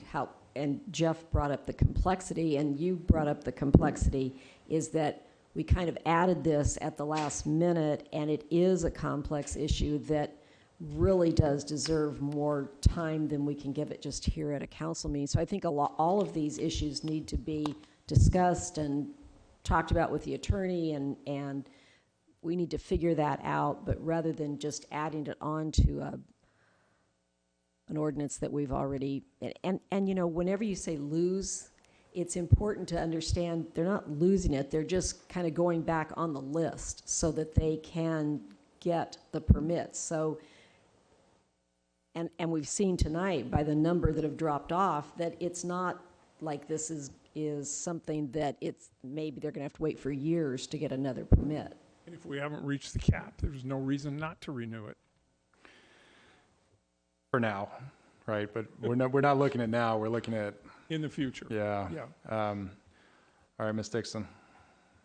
Okay, I'm not going to address the transferability because I think it's too complex to deal with tonight. I guess I'll defer to Mr. Georges. I mean, if we were to deal with the other items, excluding the transferability, how does this affect the processing of what goes forward after tonight? I would ask the mayor if there's a straw vote to, if there's enough interest to come back and amend the emergency ordinance of some sort to allow staff to process additional permits that are kind of on hold. I think that'd be an important discussion point. And what about the transferability issue? We recognize right now there is a transfer. We are allowing the transfers currently, and so Nothing would change. Correct. I see. Okay. I was going to ask another question. What was my other? Oh, I was going to respectfully respond to my colleague, Mr. Muldoon, about it's only just noise and parking. While those are two critical pillars of the problem, we hear from residents that it's on the rapid turnover of these rental units. The service personnel come in, and it's the maid service and the repair service and all the other intensified uses that would normally happen with a hotel staff as well as a security team by the hotel. So these single-family residences are operating as mini hotels. And again, to address the cap issue, if we were to have an uncontrolled situation, we are placing an enormous burden on our public safety personnel by saying it's an enforcement problem to deal with the noise and the parking and all these known impacts that we're bringing into our community uncontrolled. And a hotel would come in with conditions of how they operate with so many guests and the turnover and security and property management. These are little hotels that we don't impose any kind of conditional use restrictions on how their clients are operating. So this is our attempt to create these plans, and not without difficulty, and trying to be extraordinarily careful to support our businesses who are faithfully working with us to try to make their businesses be successful. I do want to say that this is an enormous growth in these permits that the city, and a resident has written about this, has issued these permits without any consideration of the intensification on our city streets and our city neighborhoods. I'm not being critical of staff because we did not have the rules. So we are forcing public safety burdens, service burdens, utility burdens, infrastructure burdens, safety burdens, and we're putting these burdens on our code enforcement and our police to deal with something that should be dealt with more structurally in how we are proposing it. As far as transferability, I guess let me just restate what you said, Simone, is that if we lift the emergency ordinance, then we are what? Then the cap, there's no cap right now. Correct. There is a ban right now under the emergency ordinance. So if the council wants to remove the ban, allow new permits to be processed, we will process those permits. We are allowing transferability. Tonight's ordinance had clarity on that transferability, so there's no misunderstanding. But right now we are allowing transferability. Okay, thank you. Mr. Muldoon. Thank you. I don't think I said only. If I did, please forgive me. I think I said top issues. I feel like you guys are missing something really important here. We could pass these rules on another million. If we don't heavily enforce it, it's irrelevant. So I don't know why, especially during this period, well, actually we have been enforcing some of this COVID stuff, but I don't know why we're not heavily enforcing noise complaints and parking complaints. Yesterday, having staff work later shifts of code and parking. Some of these guys and gals in parking, and some of our outsourced workers, they're just working 9 to 5. That's not when the problem hours are, or it doesn't tend to be. I don't know why we're not more heavily enforcing the existing rules. I think that would alleviate a lot of these problems. I could see a situation where this passes and there's no change. So that's kind of the point that I was making, but I don't think that's the only problem. I think the top problems are noise and parking that I'm hearing about. Doesn't mean they're the most egregious ones. That means it's what I'm hearing about. Thank you.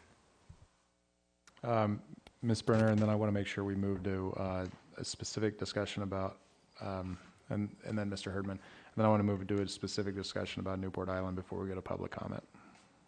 Kevin, I appreciate you saying that so much, because we hear that all the time. It's people are constantly telling us that our rules and ordinances are not being enforced. And you're right, none of this makes one bit of difference if we don't enforce the ordinances. And I don't know what more we can say to that. It's like Diane and Jeff and I are constantly saying that to each other, that without enforcement, none of this makes any difference. So I appreciate you making that point for sure. And I would just like to add that I am getting text messages from realtors who are saying to me, we need to take into account the loss of value of the surrounding properties that are near short-term rentals, because they are having difficulty selling the places that are next to short-term rentals. So that's a really important consideration economically to the people in our community. And the other thing that has been brought up is that even the people who are not interested in selling their property, if you own a duplex in the coastal zone or in the multifamily zone, and you bought that duplex with the intention of providing retirement income for yourself with your rental that you have in the back, people are saying, I can't rent my apartment out anymore. There are people going and coming throughout the night, and people don't want to live next door to that, and they have the luxury of choosing one apartment over another, and they're not choosing mine because of the problems with the short-term rentals. So there are people being negatively impacted in our community that we're not even hearing from. They're not the ones that are out here every time we talk about this at council complaining about this, but there are people that are really negatively impacted. And so enforcement is kind of the key to any sort of a workable plan that we come up with. And I just appreciate you saying that. Mr. Herdman. I got to ditto that, Kevin. You're absolutely right. You've hit the nail on the head. Enforcement is really at the root of every municipal code and regulation problem we have in this city. How many hours did we spend on the boardwalk last time we were here? It's an enforcement issue. Short-term lodging, it's an enforcement issue. And we've got to do something about it. We just have to do something about it, and your suggestions were excellent. You know, vary their hours and their days of work and that type of thing. I almost feel like we're having to sell this after 2 years of work on this. Well, not quite, 20 months. And the problem is in our districts, our 3 districts.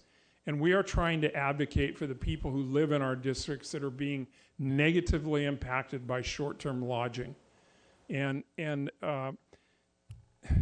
I feel like we're having to try and sell it to you, to sell the notion of it and to control this industry within our city.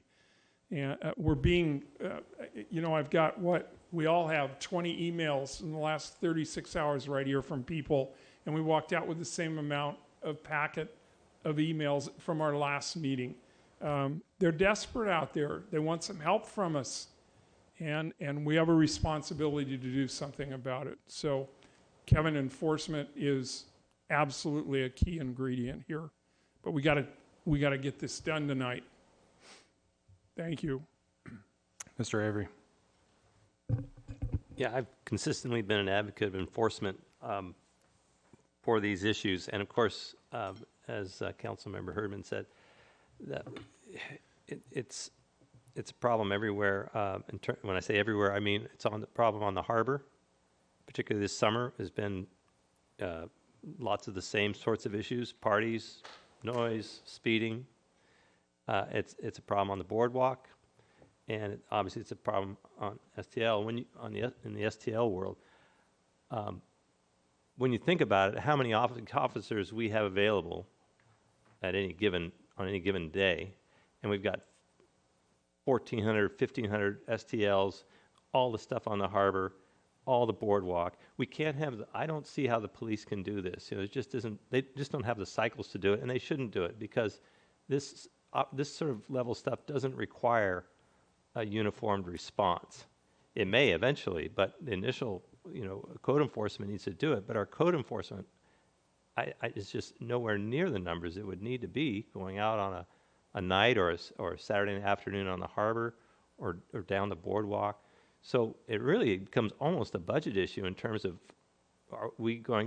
is it so serious that we need to really think about hiring an outside firm or hiring internally, but developing some sort of code enforcement force or adding to it. And, I kind of think that you could do it on the level of a park ranger, someone who they've got obviously enforcement powers to write citations, and they've got to be trained. I mean, that's a key part of it. But we need a real solid group of people to do this in a way that, we're not going backwards and creating more problems for ourselves. It has to be handled professionally. And I think that's why I think you see officers that are somewhat hesitant, because in today's world, you've got to be really careful about how you approach people and how you go through the process, and you just don't make it worse for yourself. So we all agree. I don't think anybody disagrees. In fact, I've talked to everybody, and that includes agents, real estate agents that operate STLs, and they're like, please bring enforcement. We want to go after the bad guys, the ones that aren't managing the properties, or the tenants that are acting out. So everyone's in agreement on it. But I don't think we can do it with what we have right now. I don't see how we do it. It sounds great, but we're not equipped to do it. And I don't have an answer to that, but I think that's something that probably should be talked about with public safety and, sort of come up with a thing that makes sense. But it's going to take, resources, and I'm talking mainly dollars, to do this on a consistent basis.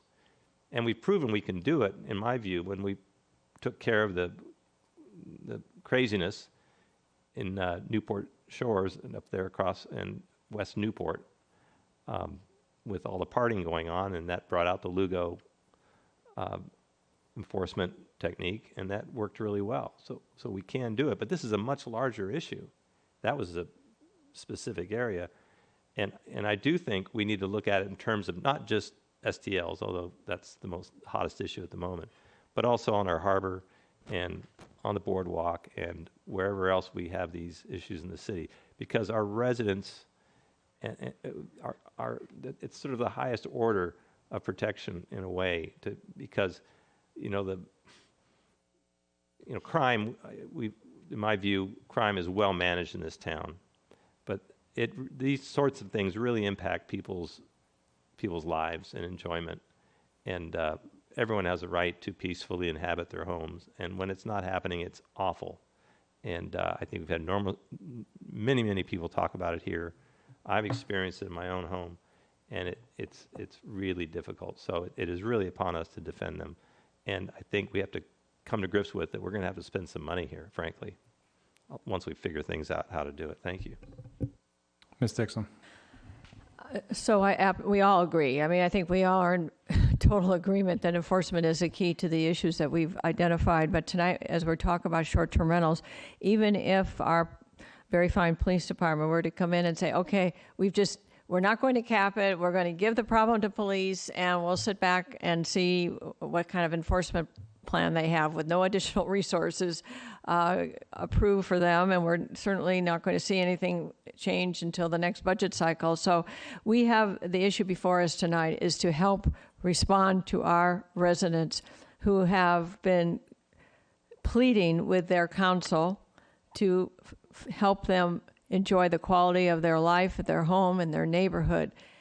And it's not just Newport Island, it's throughout all of our communities that are touched by this. And so, yes, it is enforcement. Yes, it is parking. It's the top issue, noise and parking. But even if we had, and we said this last meeting about the boardwalk, even if we had police on every corner, we're still going to have these issues. And we're not going to put police on every corner, obviously. So we're not going to be able to fully implement or see change in enforcement until a plan is developed, and obviously within existing resource availability allocation. I mean, that's a huge burden. Then we're just saying, okay, now it's the police's responsibility. Tonight, after we go through this process with public comment, I really hope that we can consider and approve a cap, and 1550 is the number on the table, if anything, for a period of 3 years to stabilize our community, stabilize our neighborhoods, and reassure our residents that we are here for them. We're here for our residents, and we're here for our businesses, of course. We're not trying to destroy the businesses. All of this is newfound business in the last 4 or 5 years because of Airbnb. Everybody should genuflect to Airbnb because that is what's changed in our community. But our residents have no benefit from the additional revenues that have come in. Indeed, they have. But our costs have increased in dealing with it, and we probably haven't even seen enough of it as a result of the increase in revenues. But that was new. That was found money that I've had property management companies tell me, and I think I've said this before publicly, that when they sit down with their residential clients who want to turn their home into, they now have a permit and they want to project the revenue over the next 12 months, 24 months, and that revenue projection is exceeded within the first couple of months. The excessive revenue that is coming in to our city, to our property management companies, to the property owners is far beyond what anybody ever anticipated. So no one is going to be economically deprived by a cap. And also to clarify something that was misunderstood in prior discussions, anyone with an existing valid paid-up permit will continue to hold their permit. No permit's going to be taken away unless there's been some cause for revocation. So we need to protect our neighbors, protect our neighborhoods, protect our police from the undue phone. How many calls? I mean, we talked about this, hundreds and hundreds of calls, non-emergency calls that come into our police department, and they're having to respond at the same time dealing with a drug heist at a drugstore or other more serious crimes, clearly.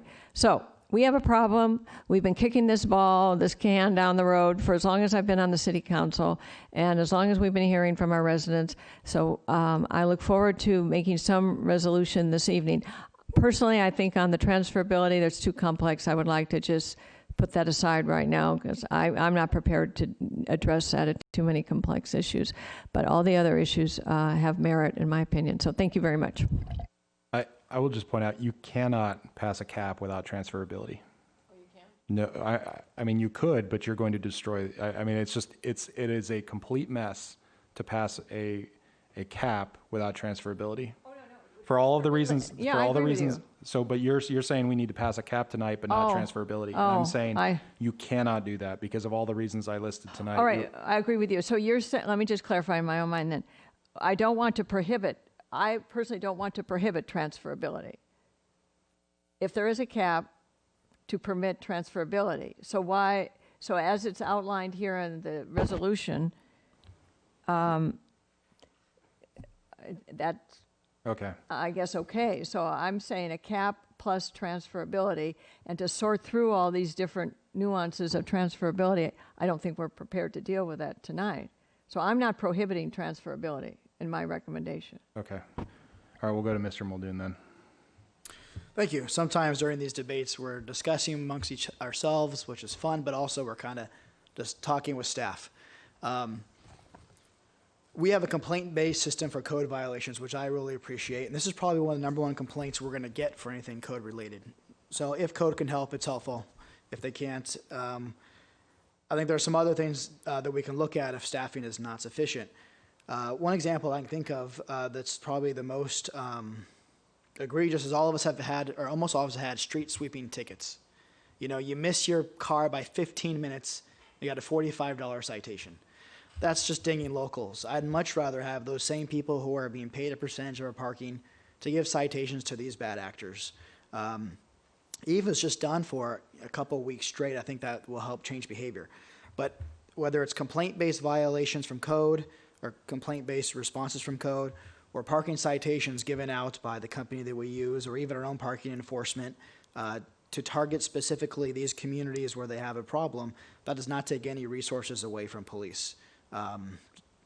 That's something that I would like to see. Regarding police, we are coming off, a particularly busy time. Well, not this summer, but normally summer is a more busy time. So it'd also be nice to see police hand out more citations and less warnings for noise violations. Our police are very genteel and professional, and I think that there's a time and place for that. But this might be a time to just more quickly give noise violations, because it's about getting change behavior and getting the message out that Newport Beach has had it up to here with people who are not obeying our rules. Now, under law, we can't tell our police chief what to do. We really shouldn't tell our director of planning what to do and building, but I'm hoping that they're listening and this discussion is something that we can have for the sake of curbing this bad behavior. Perhaps in addition to what's going to be passed tonight. Thank you. Okay. We'll go to public comment now. So we'll start in the community room. You'll have 3 minutes each. And how many calls do we have? Is that for real 9 or is that like okay. All right. So what we're going to do is we'll start. Actually, I'm sorry. We'll start in this room because one of the representative of some of our bigger property management firms is asked to speak inside. So Carol, why don't you come on up? You can go first. And then what we'll do is we'll go out to the community room, and then from the community room, we'll go to the phones.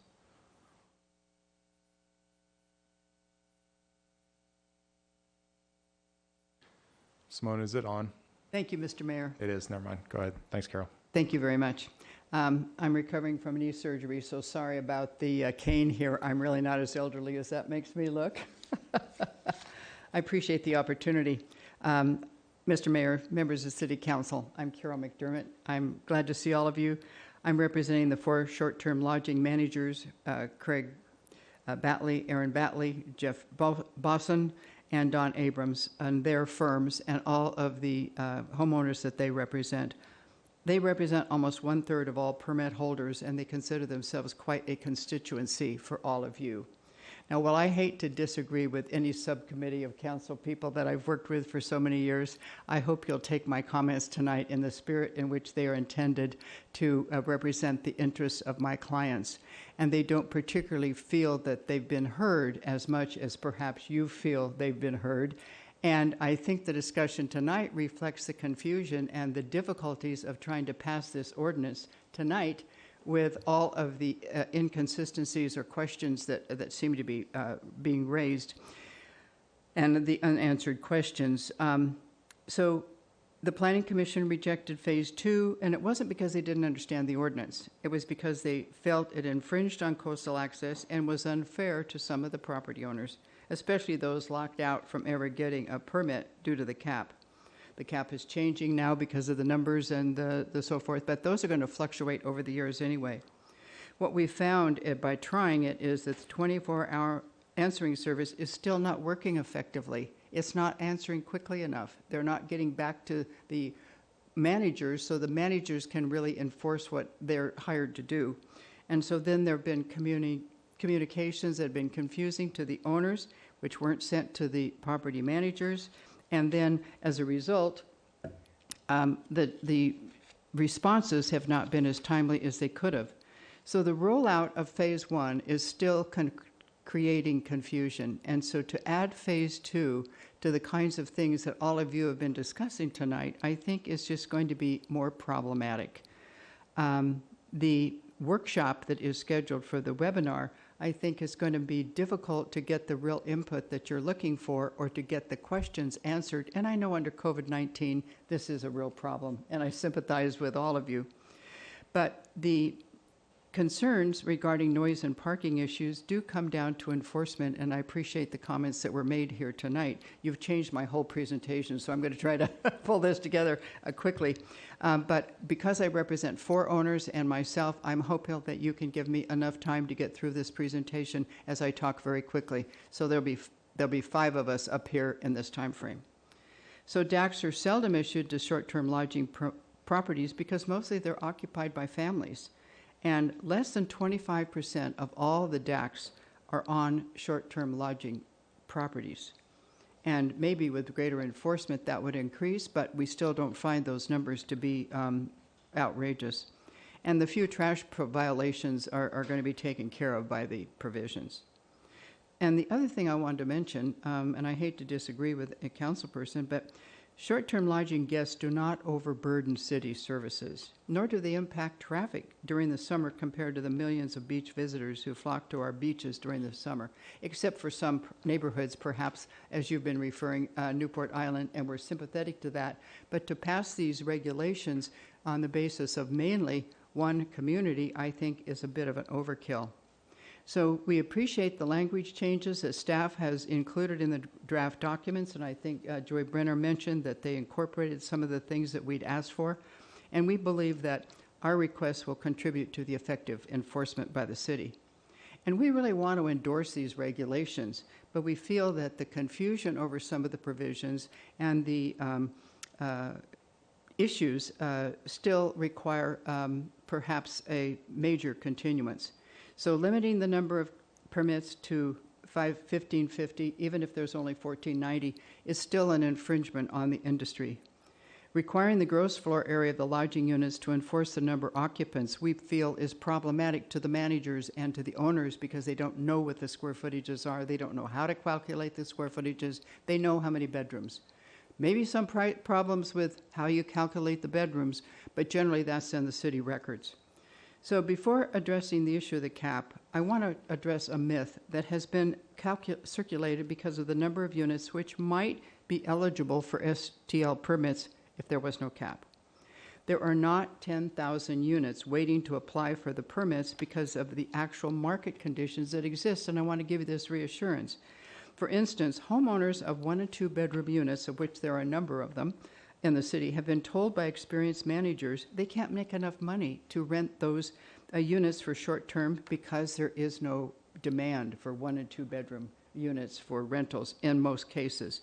So it's more financially to be renting for long term, so those units don't go into the short term lodging market. And so also, many neighborhoods do not allow short term lodgings through their CC&Rs, and that reduces the numbers that could potentially, in a hypothetical case, increase the number.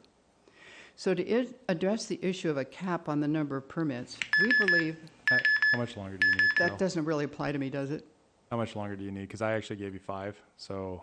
I'm sorry? I gave you 5 minutes up front, so how much longer do you need? 5 out of, when I'm representing 4 different, I'm asking how long do you need? I need about another, I need another 9 minutes. And I'm really trying to give meaningful testimony here. And none of your clients are going to be testifying out in the audience? You're going to give me what? None of the clients are going to be testifying, for example? No, they Craig- will not. Craig None won't of them be- will be speaking. I'm the only one speaking on their behalf. Okay, I'll hurry. All right, go ahead. So we're saying that to address the cap, we believe that you can adopt many of these provisions without imposing a cap, and then you could have some of those to work with. However, I think your point tonight that you can't do a cap without the transferability, the relationship between them becomes confusing. We think the enforcement is really where the answer is. Also, to impose a cap without more data on the real impacts and without a fiscal impact analysis, particularly on the peninsula where most of the permits exist, does not give you the data that you're going to really need. So using the current regulations now and not taking any more steps may be what really is going to work while you figure this out. Also, if you don't have a cap, you may not need an LCP amendment at this time. The other provisions that are in that amendment are very minor and shouldn't trigger a LCP amendment. So what we consider is important is that, as so many of the council people tonight have stated, that we need to better regulate inactive permits so we have an actual number on the permits, and Simone indicated they're getting closer to knowing that because we think those numbers may be inflated. But we also understand staff intends to do some edits or clean up Ordinance 2020-15 or Phase 1 after the first of the year. Maybe this is the time to address the issues of inactive permits, gross floor area versus utilizing the number of bedrooms, and the method of requiring a nuisance plan. In lieu of using the gross floor area calculations, which are difficult for owners and managers to measure and for the city to enforce, using number of bedrooms could be a more effective enforcement mechanism. With regard to the nuisance plan, we think that putting a nuisance guideline on the website would solve the problem and everybody could be in conformance with that. We also wish to point out that adoption of the ordinance and code changes with some language changes tonight can be done while postponing only that portion of it, which is the cap. That will give time to determine if the current and new regulations serve to address the problems that have been reported by some of these neighbors. However, maybe the answer is a total continuance until after the first of the year as the most appropriate action to address the concerns and conflicts and complications that have been discussed here by all of you. The 24-hour hotline still has some bugs to be worked out, and communications with the owners and particularly the managers for what the requirements are now needs improvement. And with the high season over, maybe the delay on the cap or the entire ordinance won't cause a problem for the neighbors of STLs if the enforcement is begun to be increased. As a result, our request and our primary request is that the entire ordinance and the LCP amendment be continued until 2021, and we have an idea we'd like you to consider, and that is to expand the ad hoc committee to include at least 2 representatives of the short-term lodging industry. This will allow the managers to provide more carefully and consistently insightful suggestions which will address how the industry actually works, how it functions, and why some of these things are a problem. And it will allow the committee to work through our proposed language changes, reduce the burden on city staff, and assist with implementation and, most importantly, enforcement. So we agree that the freeze needs to be lifted, and we appreciate the discussion that you've had tonight and hope that that would be something that staff would be instructed to bring back. So given the discussion tonight with all of the concerns about the way in which everything is being enforced and what the questions are about the provisions, we are requesting a continuance of the entire ordinance. Or if you want to consider our changes with staff, that you would approve the staff recommendations be adopted minus the cap, then we would support that, and I have some language for some amendments to the document, which I'll hand to the city clerk for handout to the council. But I repeat, we're requesting a continuance of the entire ordinance, or strongly requesting that with our requested changes, the staff recommendations might be adopted without the cap. So there's two choices that we would support here tonight as we're trying to cooperate and work with all of you. So I'm available for any questions. I appreciate the additional time and hope that you will seriously consider what we believe have been developed as thoughtful considerations that will help the city address the issues that you all have been facing. And with that, I would say thank you, and I certainly would be happy to address questions that you might have of me or of our industry as we have researched these folders. I've researched all your ordinances, and as you know, I do my homework, and so I feel as if we want to be partners with you, but that there are so many unanswered questions that perhaps a transfer is in fact the answer. Thank you very much for all the work you've put into this. I don't envy you 20 months, feels like 20 years of hearings on all of this. Thank you very much. Thank you. All right, we'll go out to the community room now. Mayor O'Neill, members of the council, as you know, my name is Jim Mosher. First, I'd like to thank the mayor for bringing up at the beginning the procedural problem the council is facing tonight. I actually have a question about that into the chief legal counsel of the Coastal Commission, because actually the provision is not in the government code, it's in the Coastal Act, and it's specifically the Coastal Commission's administrative implementation of that act. And it would be good to know what their interpretation is, but I'm not sure that's really necessary. Their implementation is very straightforward. It says that the review drafts of what the governing body is going to be looking at have to be made available as soon as they're available, in a minimum of 6 weeks prior to the final action on them, with the final action being the submittal of that document to the Coastal Commission. On our city website, you have a draft before you tonight. It's on pages 22 through 24 of the agenda packet. That draft has certainly not been posted 6 weeks in advance. I would be curious to know when that draft was prepared. I assume it was some time ago. Why does the city staff not put that on the website? The only draft that's on the website is from July. And I would point out in the Coastal Act regulations, there are also noticing requirements for the hearings on LCP amendments. There's no assurance in the staff report that the staff was even aware of those requirements or that they met them. Notices have to be sent out to a variety of other agencies. There's a list in the implementation I was talking about. So I'm really concerned that when staff prepares new drafts, they're ignoring this requirement that the public be made aware of them as soon as they are available. As to the transferability issue, I agree totally with Councilwoman Brenner's comments on what the problem is, and I would respectfully suggest this is like moorings in the harbor, where we have government-issued permits of a finite number. Those permits were initially issued by the city, and we established a waiting list from them. But it was soon found that the waiting list didn't work because somebody at the bottom of the waiting list found the easiest way to get a permit was to buy one from somebody who already had one. So that kind of procedure creates a market in which government-issued permits are being privately issued. And I'm not sure any of you were on the council. I know you were not. The city was slapped on the wrist by the Coastal Commission, by the grand jury for this, and we stopped it for a while.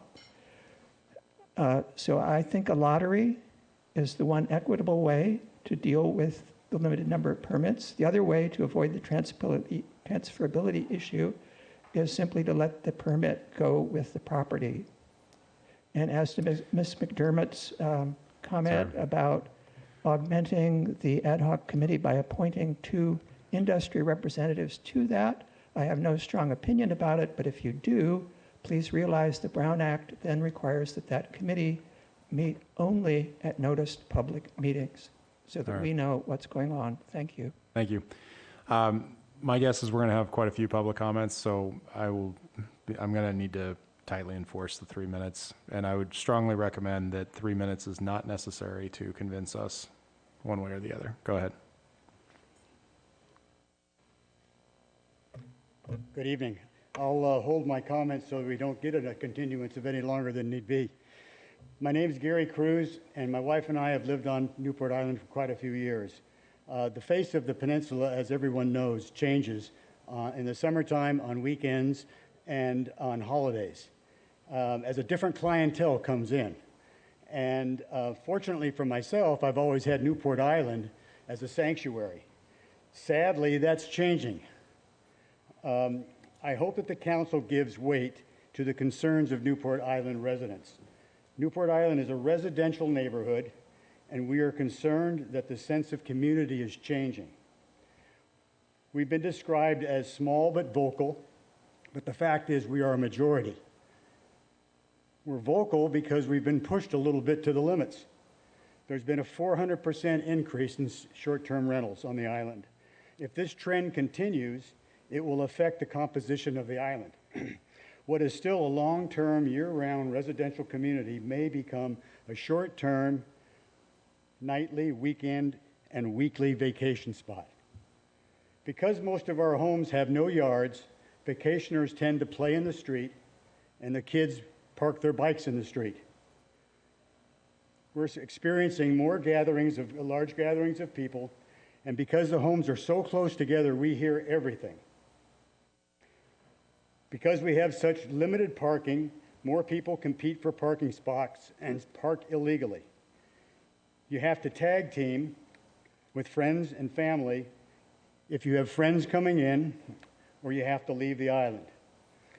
On any given Friday, you will find a parking enforcement car, followed by a street sweeper, followed by dozens of residents trying to get a coveted parking spot, because if you don't park by noon on a Friday, you may not get a parking spot until Monday. I've heard proponents of short-term rentals report the low number of citations. I think it's been noted that the police are very hesitant to issue citations. Frankly, I don't blame them. Is calling the police the best use of public resources? I actually support Mr. Avery's suggestion that maybe what we need to do is outsource or to have new hires to enforce that. Wouldn't it be preferable to discourage large gatherings by controlling groups that come in just to party? Please respect the wishes of the majority of residents who want tighter regulations on short-term rentals. The issue has hammered home to me how much politics is local. And don't get bogged down with the transfer of ownership issues or other delaying tactics. Let them transfer. Please get something in front of the Coastal Commission. Thank you. Thank you. Next speaker, please.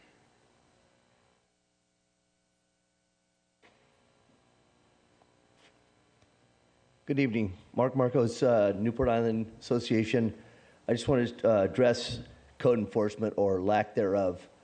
It appears that we've had in the last 45 days, 30, 40 infractions, and everything from parking to parties. And there hasn't been one, no matter how many emails or pictures or photos or anything, there hasn't been one infraction, not one citation, nothing. It just appears that the police come out, they issue a warning, they leave, they don't attach the address to the short-term rental, so therefore it didn't exist. Code enforcement doesn't see it, it doesn't exist. It clearly exists, and our residents in our residential community are the ones that are dealing with it, and they're dealing with it by self-policing. And that's getting to a point of near fights in the streets, verbal altercations.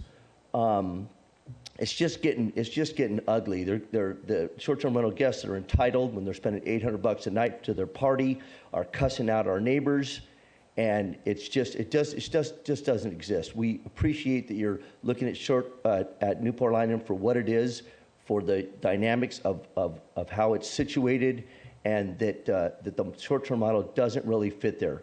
I do want to also address that if there's one more permit as you release this cap on that island, it's going to cause a major problem. So I hope that we can keep the ban at least on Newport Island for right now till we get through figuring out what we're going to do. And we also thank you for your time and look forward to a solution owner-occupied on Newport Island. Thank you very much. Thank you. Next speaker, please.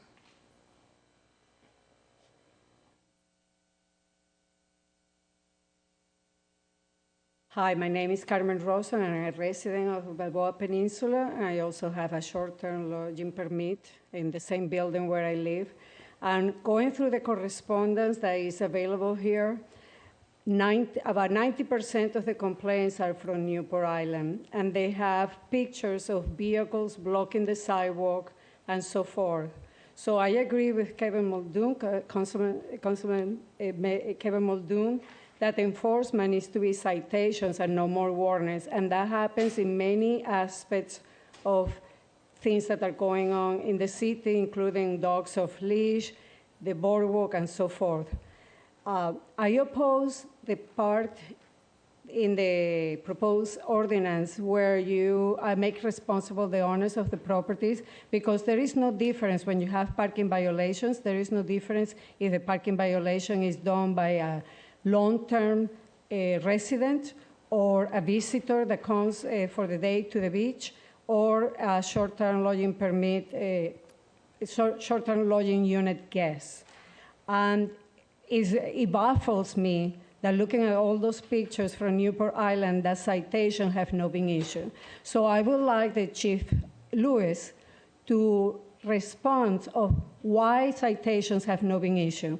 It's a question that is left to the judgment of the officer, and there are no clear guidelines of when is a citation and an infraction and when it's not. It's a really gray area to have a vehicle blocking the sidewalk. It shouldn't be a gray area. So I would like the city and the police department to look into that and evaluate. Thank you. Thank you. Next speaker, please.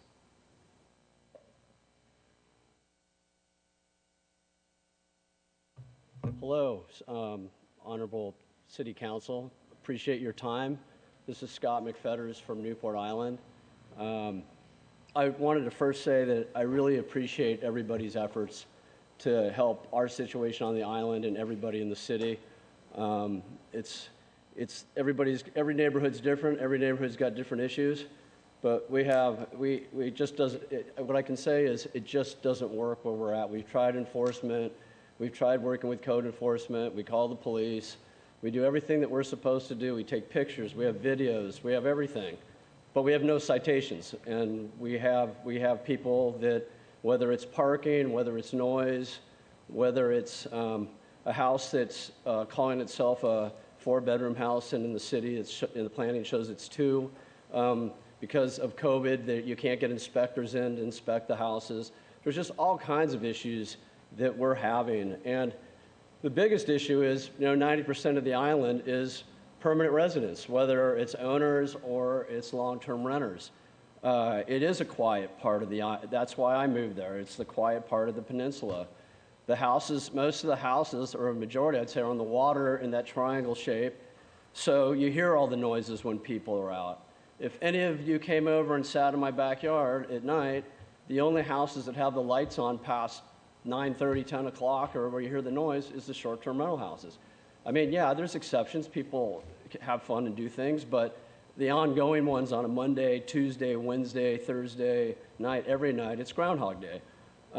It doesn't work. The lot size doesn't work, and really the parking doesn't work. And in the fact they put us in danger, they block the sidewalks. We have a lot of elderly residents too, and people like myself that walk our dogs. And we've got so many cars going down these one-way streets that you either have a sidewalk or you don't. If you don't, you got to walk out in the street, and somebody might come whizzing around the corner.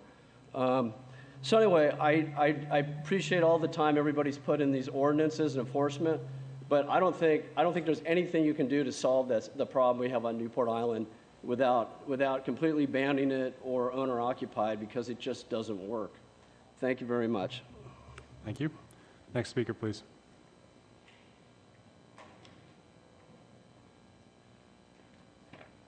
I do not live on the island.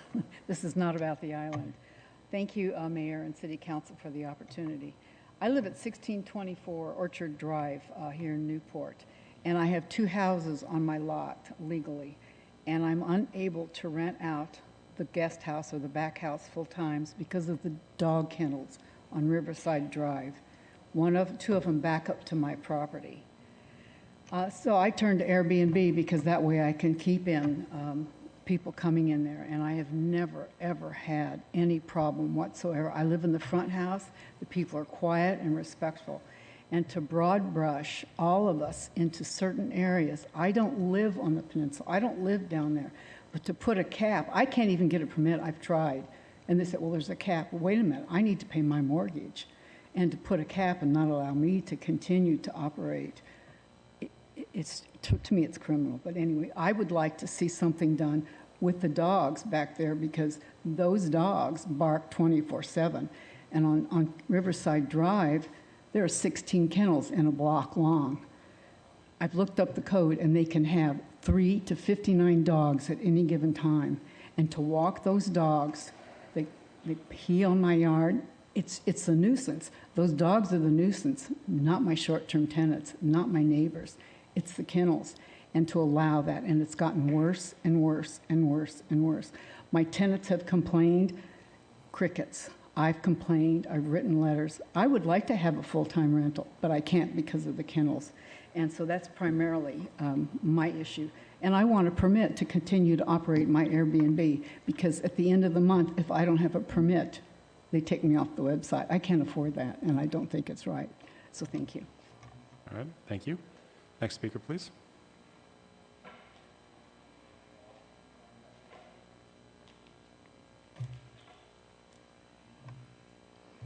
Good day, Mr. Mayor and members of the council. My name is Nancy Scarborough. I'd like to compliment the ad hoc committee for 20 months of hard work. I agree with most of the provisions, and I think that something needs to be done now, not in January. However, one provision at the September 6th council meeting during the study session for short-term lodging, which was discussed, the agenda item appeared, quote, seeking input from council. The ad hoc committee had been working on this for 20 months. Simone asked for a straw poll regarding the minimum stay and permit caps. The council raised their hands, and there was a majority of council hands for both of those issues. With no community input, the mayor added 2 more components to allow transfers of the permits via inheritance and property sale. Without discussion, the council voted in favor of that. This reeks of backroom deals cooked up before the meeting. I've read all the publicly available correspondence and attended all of the public meetings. No one has requested this. This is another example of how the council majority has railroaded the others to benefit their financial supporters at the expense of the citizens. Approval of these 2 proposed changes under 5.95.043 should not be considered tonight. This This was not considered by the ad hoc committee, and there has been zero public input. At worst, it creates a new residential asset class in Newport Beach, which rewards the properties with an STL permit and penalizes the one next door for not having one. And it gives 1,500 entities a lifetime bonus no one else can enjoy. Granting this will turn into a property right that no future council will be able to remove. Please have the integrity to leave this portion out of your recommendation today. Thank you for your service. All right, I'm going to take a point of personal privilege and just say that is just obscene to make any kind of accusation against me of some kind of backroom deal, Nancy. You know that's not true. It's not accurate. It's never been accurate. And the fact that you would even make that accusation at a meeting like this is just, that's just beneath you, frankly. That issue of transferability, as I said earlier, came with the fact that there was an issue involved with the problem of a cap. If you have a cap, you have to address transferability. That is an ownership issue. If we're going to have, and you've seen the back and forth here. It's just so beneath you to have said that. And I just can't believe you would. All right, Mr. Muldoon. Thank you. You know, when it came up, I had not discussed it with anyone before. There's no dealings. It's actually standard legal language that as an attorney I was familiar with for errors and assigns and transferability. So there's really no there's no motivation, and there's certainly no financial interest. I can barely afford my own home, let alone another home that I can somehow, rent out. So anyway, just for those who are watching, I mean, I guess that's one disadvantage of being a lawyer. Sometimes all this stuff's always on your mind, but we did not talk beforehand. And quite frankly, I've really sat back and watched ad hoc committee do, and I've been impressed, and I haven't interfered. I don't think from the dais, and certainly not off the dais. Thank you. Yeah, I would also point out, I was not one of the council members who actually had a short-term lodging before this whole discussion happened. So the idea of a backroom deal of some kind of financial gain is just unbelievable. All right, we'll go to the next public comment.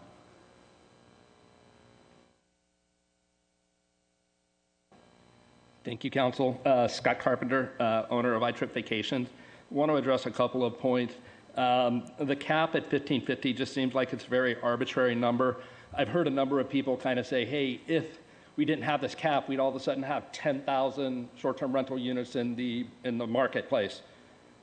The cap's never been in existence. We only have about 1,500 right now. So the market's not going to bear 10,000 units overnight. It's just not going to happen. There are plenty of full-time residents that live here.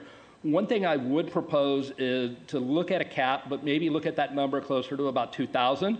But I'd also like for us to begin to look at the permits a little bit closer. So for example, if a property does not pay more than $1,000 in transit occupancy taxes during the course of a year over a 2-year period, maybe they're put on notice to say, hey, wait a minute, you have a permit that's not really being used the way that it's supposed to be. You're not working in the spirit of what needs to be. So after 2 years, and if you don't pay the transit occupancy taxes, you lose that permit. It goes to the next person. The other thing that I would like to mention is I'd like to see the council look at removing the ban on issuing new permits. We only have about, from what I had heard today, somewhere between 30 and 40.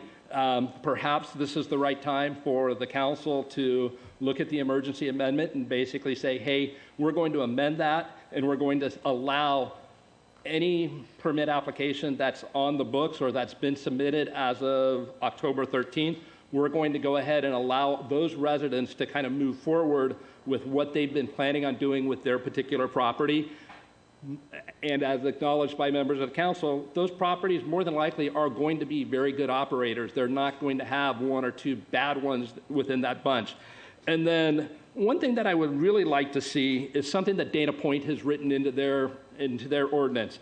I'll read this real quickly, but it basically says, and this would fall under, I believe, section 5.95.045 or conditions, and it basically says notification to the occupant that if they are cited or fined by any city and or any issue, then they have that the property manager as well as the city working with them have the ability to go ahead and evict them right away. I think that's one piece of meat that might be missing from the ordinance that we're talking about, and has mentioned by several council members and several people here in the room. Enforcement is still the big issue. As an operator, I would love to see greater enforcement.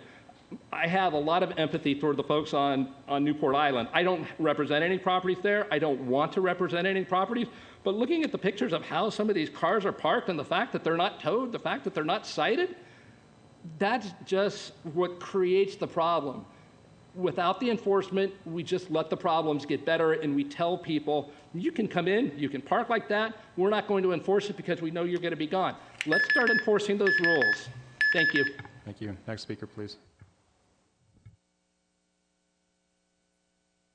Any, Craig, if you're about to get up and, no? Okay. All right. Any other speakers in there? All right. We'll go to the phones now.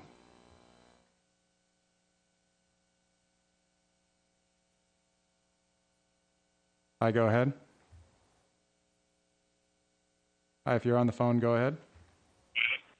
Hi. Am I, 1 second. Hi, yep, you've got public comment. Go ahead.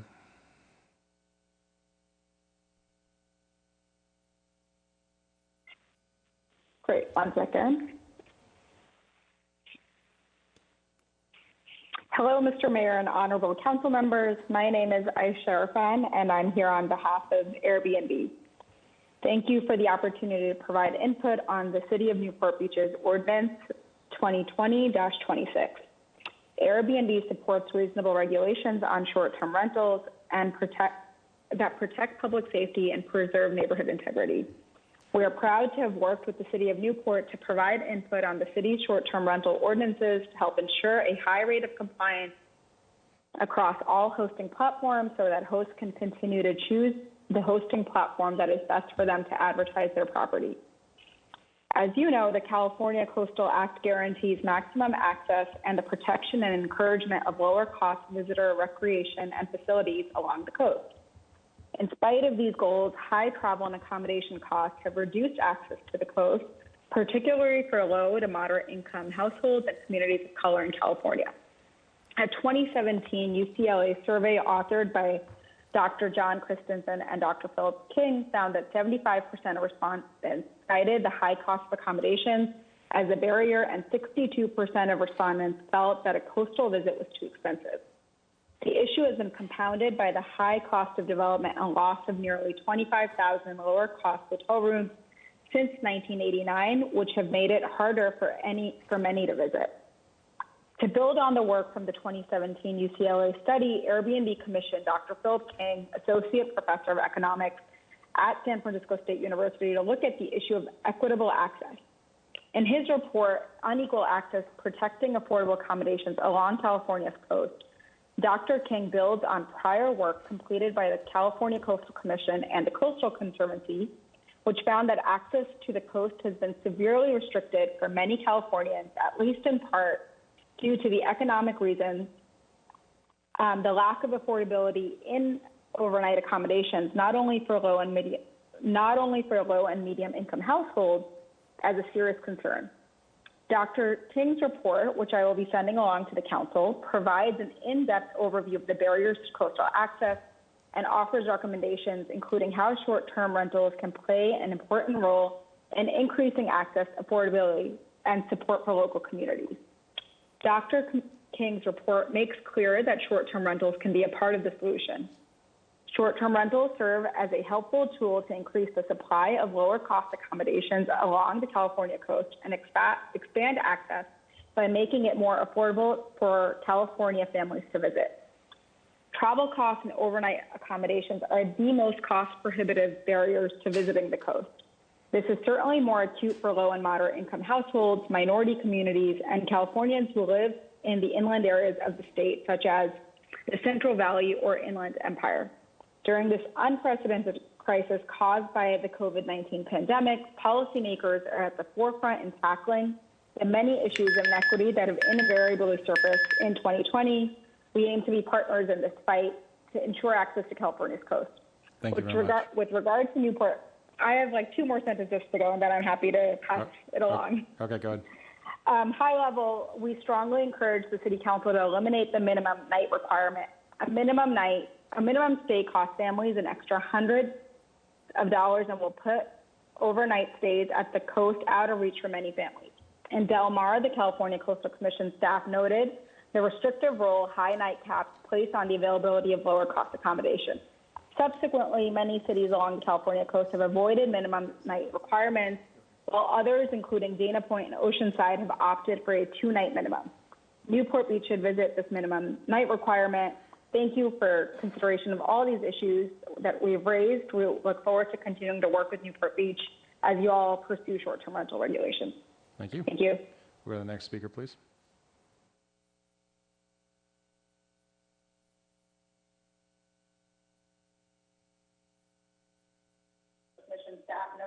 Hi, please mute your what you're listening to and go ahead. Hi, my name is Michelle Baccaro, and I appreciate the mayor and everyone for their hard work. I did not know who Nancy Scarborough was until tonight, but I do know now who she is, and we'll steer clear. A couple things. Short-term rentals have been on Newport for over 100 years. When I was in the 60s, I was coming to short-term rentals. Prior to that, it was mainly a resort area. I've lived on Newport Island. I've lived on several streets and still do on the peninsula in what's classified as the war zone. The war zone, to me, are the long-term rentals. I have 4 of them around. I'm constantly calling the police, and there's nothing being done. I am a vacation rental owner as well. I had guests move in the other day, and they were met by cussing and beer bong on the long-term rental next door. I'm going to go to several things that I heard. There's no short-term rental person that I've heard that does want more than a 3-night minimum. That doesn't make sense, especially in the wintertime, so I'm not sure why that was presented. Just curious, Mrs. Brenner said that the neighbor was loud and whatnot. Was that a long-term rental? Do we know? Long-term rentals have no limitations on their guests. We do. Some of us do not allow any other guests on the property except who's on the rental agreement, or we charge, and that really cuts down where long-term rentals can have a party of 40 people and nobody seems to care. You may want to consider putting a cap. If you are going to cap the permit, perhaps put the good operators in a different category so that they can have access to permits. The property value for a home that has a permit attached is much higher than one that doesn't. And also, there was a comment about cleaners and repair people blocking traffic. All our cleaners park in the garage as the guests have left. So they park in the garage, never have an issue with that. I think that is it. One thing that would be nice would be to have a long-term rental hotline so that we can distinguish where the complaints are really coming from. I know where I live in 46th Street, I have 4 long-term rentals that I'm constantly calling the police on. They never get a ticket. Nothing's ever done. I rarely am calling on short-term rentals. So I think there's some kind of a bias towards short-term rentals that isn't fair and should really be looked at. I heard the council saying that the calls are coming in. Are they short-term or long-term? And I don't think it's fair that there's only a hotline for the short-term. Thank you for your time. Thank you. We'll go to the next speaker, please.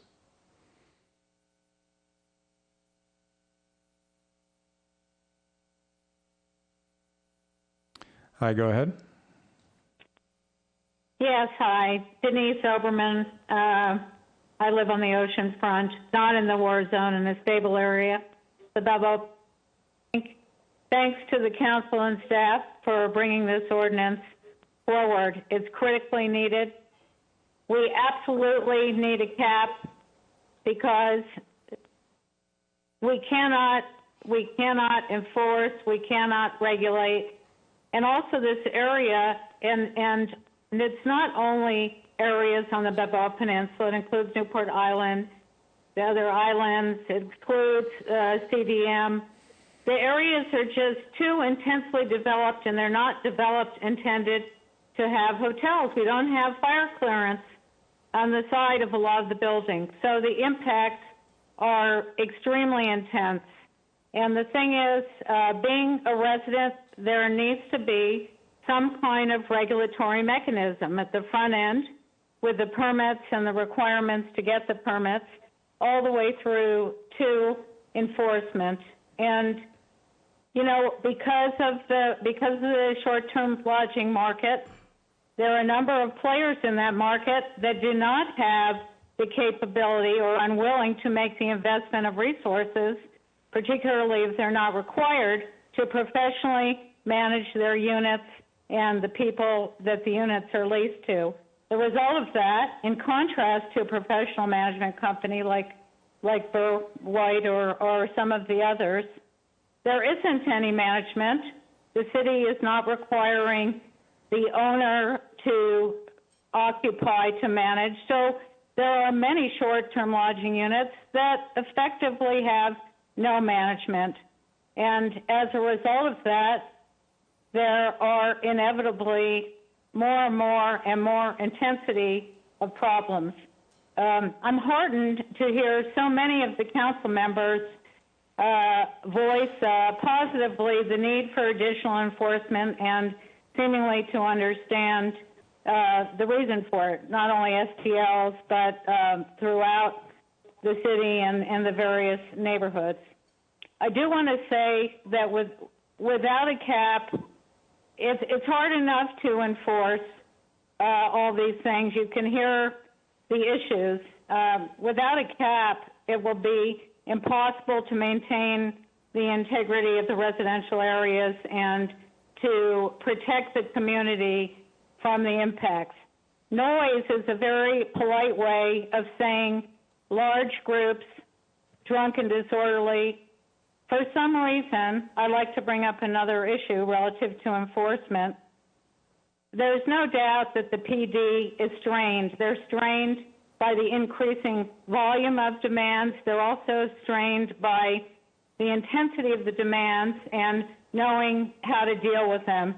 And it's really important, and we ask that the council provide clarity of direction to the PD so they will enforce. All right. Because right now they are Thank you, willfully Denise. not enforcing. All right, thank you, Denise. you. All right. We'll go to the next speaker, please.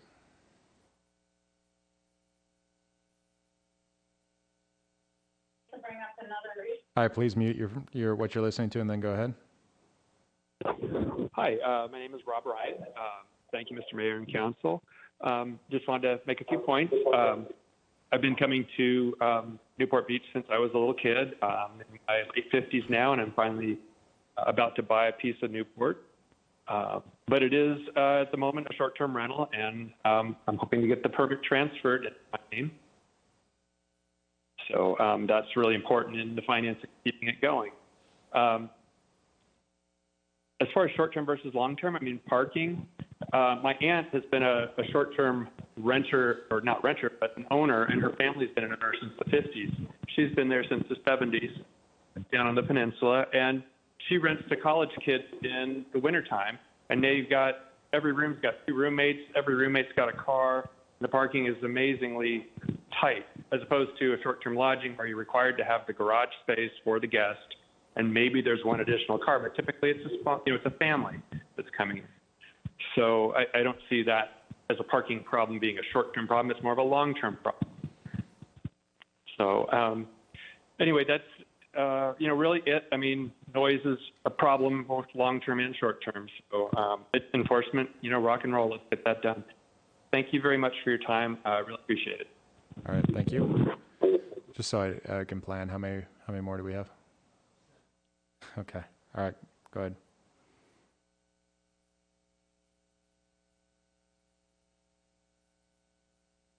Hi, go ahead.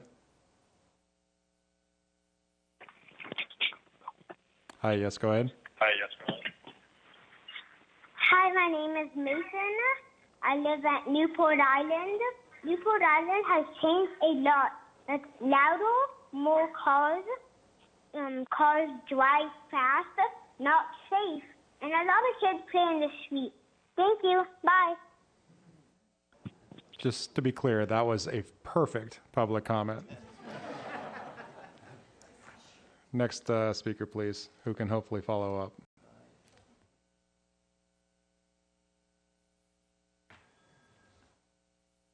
Hi, go ahead. Hi there. My name is Joe Bowerbank. I've been a resident of Newport Island for about 10 years now.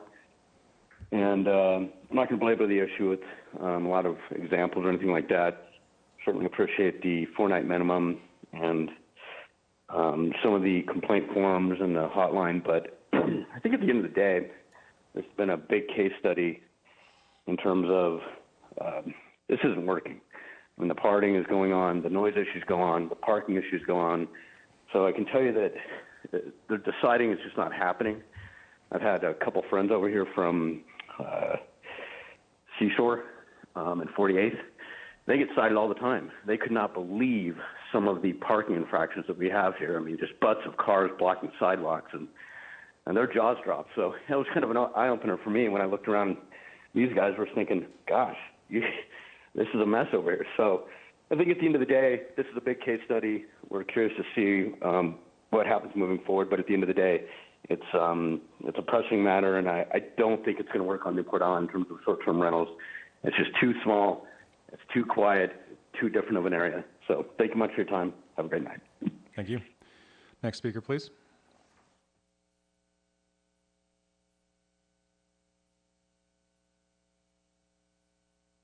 Hi, go ahead.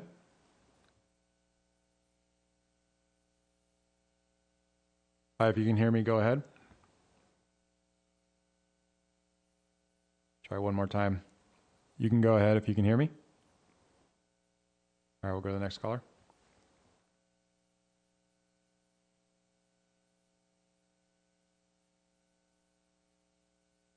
Hi, go ahead. Hello? Yes, go ahead. Hello, hi. My name is Randy Beck, and, oops, sorry, it's just not. And I just wanted to say I own over, since 1988 on the beach. I've been a resident over there as well as owning a property for a short-term rental. And we bought that, calling the city under the premises that the property would be transferable when we purchased. And back, in the many years before, you changed the rules on R1 lots, which was fine, and you gave notice. If you did not have a license at a certain date, it would not be eligible. That's totally fine. But this is a little different situation where we purchased under the agreement that we would be able to transfer our property under the current law. So I just thought that was significant. And just one last thing, a lot of the owners down there that own the homes, they have people that come by and they have their celebrations and birthdays and whatnot, and a lot of problems with the parking. I've noticed a lot of the neighbors call each other and try to work it out. So I just want to bring that up, and I sure appreciate all your work. Thank you. Thank you. Next caller, please.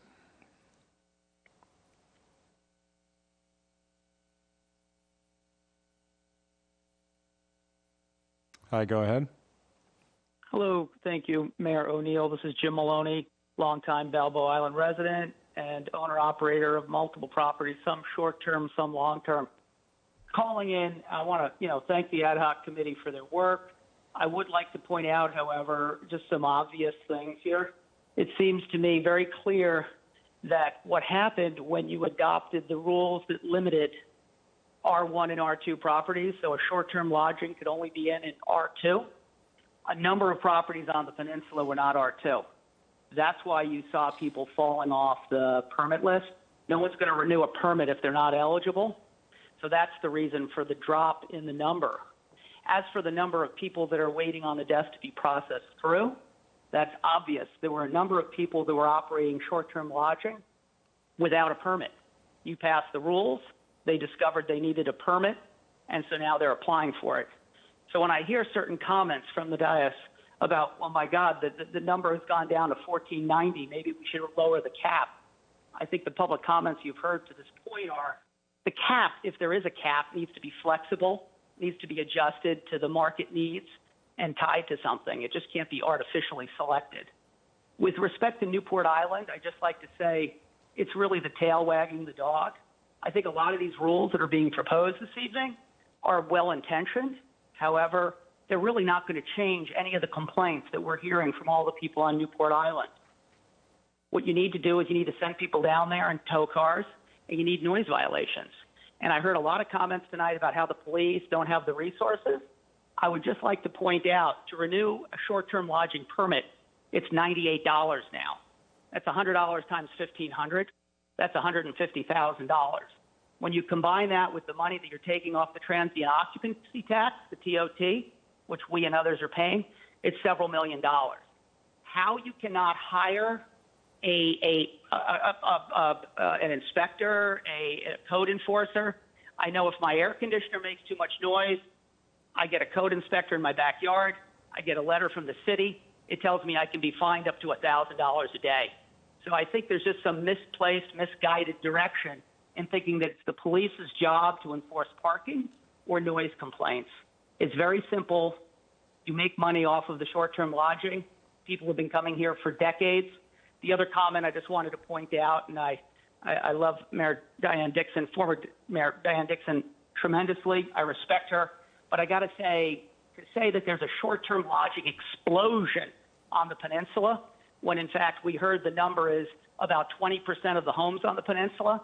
I just don't think 20% of the homes on the peninsula is an explosion of short-term lodging, when you've heard a lot of public comments about people who've been coming here for generations and generations. The war zone, the peninsula where I own property, has been a long time short-term residential situation. So I disagree with the characterization of explosion of short-term lodging. Thank you very much. I appreciate your time. Thank you. Next caller, please.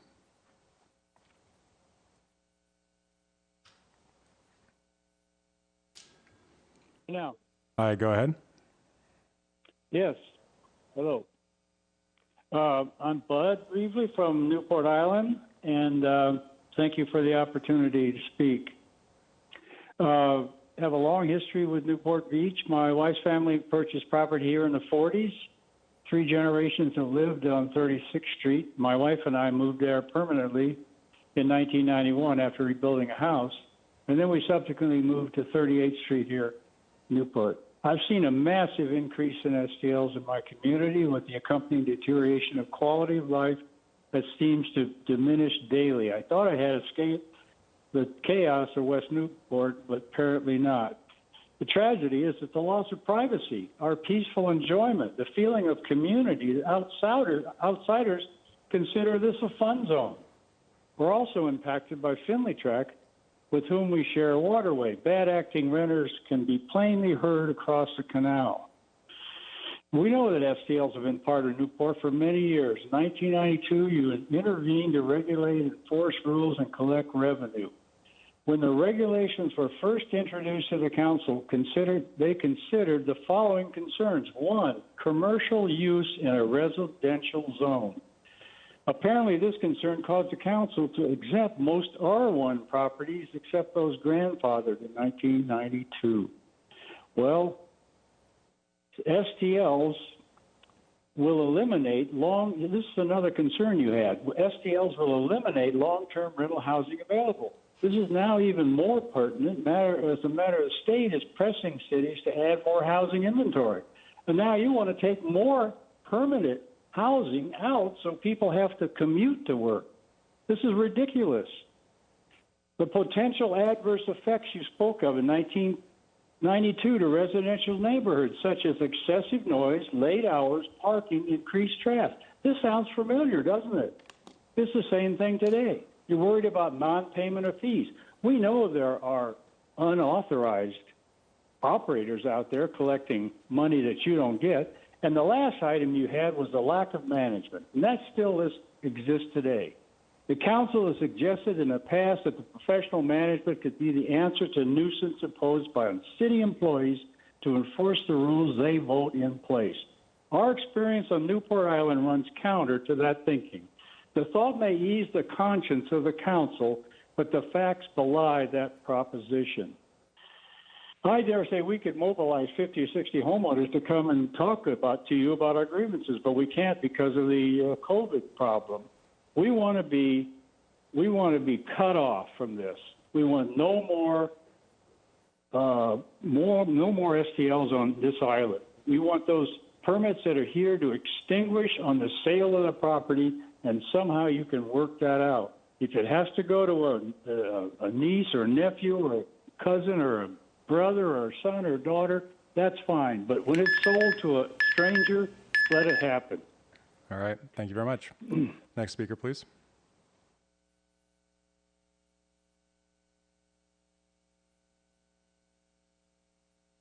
Cut off from this. Please mute what you're listening to and go ahead.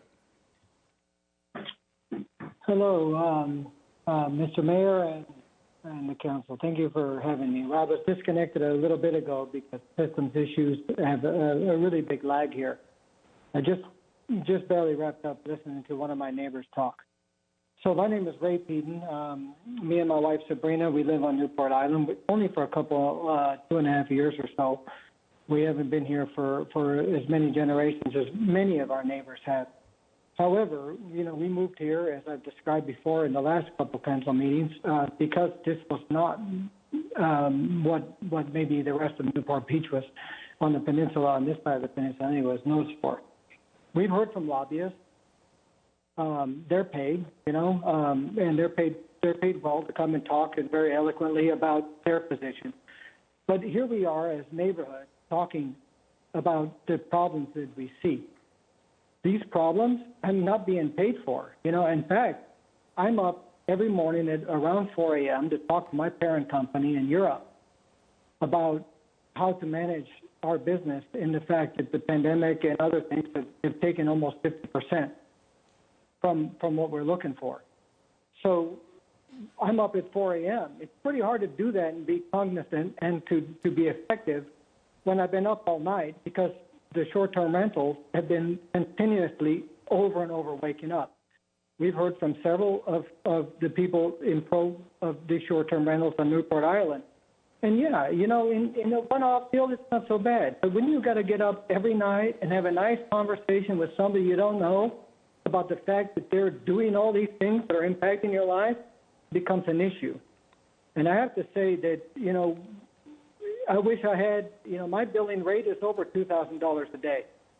So maybe we should, form our own sense of lobbyists and come out and talk to that. Bud just talked. I mean, Bud and Penny, they've been here a lot longer than I have. And I watch how pained they are every day trying to deal with what we're dealing with. And the aggression and everything that comes with trying to be the only enforcer. The story that we're talking about now is not unique to Newport Beach. It's been told 1,000 cities over. This is an investment deal. This is a business, and we are a neighborhood. And I just hope that the council, including the mayor and everybody else involved, will understand that neighborhoods are not businesses, and we should treat them so. Thank you. Thank you. Next speaker, please.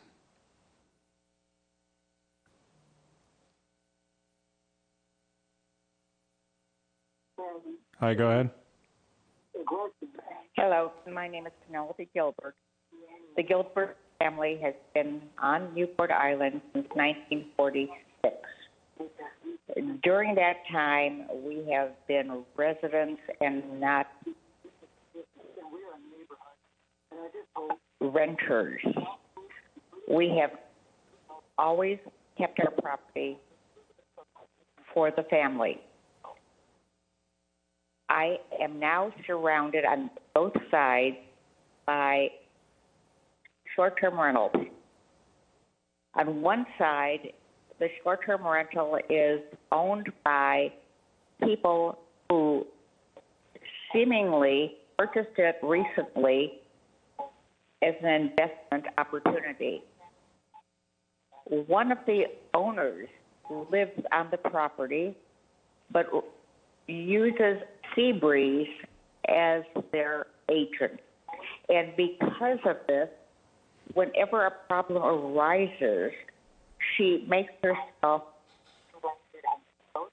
absent and does not involve herself in the problem. Obviously, Seabreeze is receiving a commission for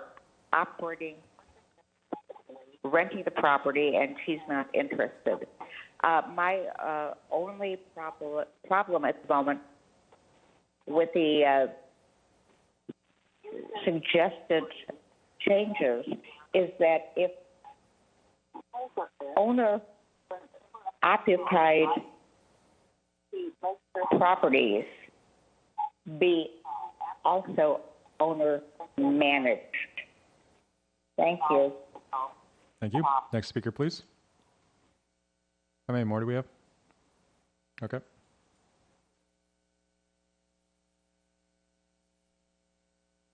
Hi, go ahead. Yes, my name is Ken Rawson. You're going to want to mute what you're listening I'd to, like Ken. to talk tonight about the Section 10.23 that deals with parking. What I had explained to me by a city staff member is that where it reads, the owner shall be responsible for any violation by a transient user, this means that the owner is going to get the fine of $1,000 for the first offense, $2,000 for the second, and et cetera, per the provision of this ordinance. If I do not understand this correctly, maybe, Mayor, you could have Simone Georges explain how it actually is going to be administered against the owner.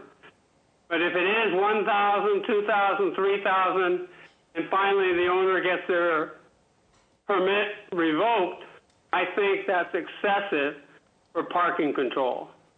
Please answer this question. Thank you. Okay, thank you. All right.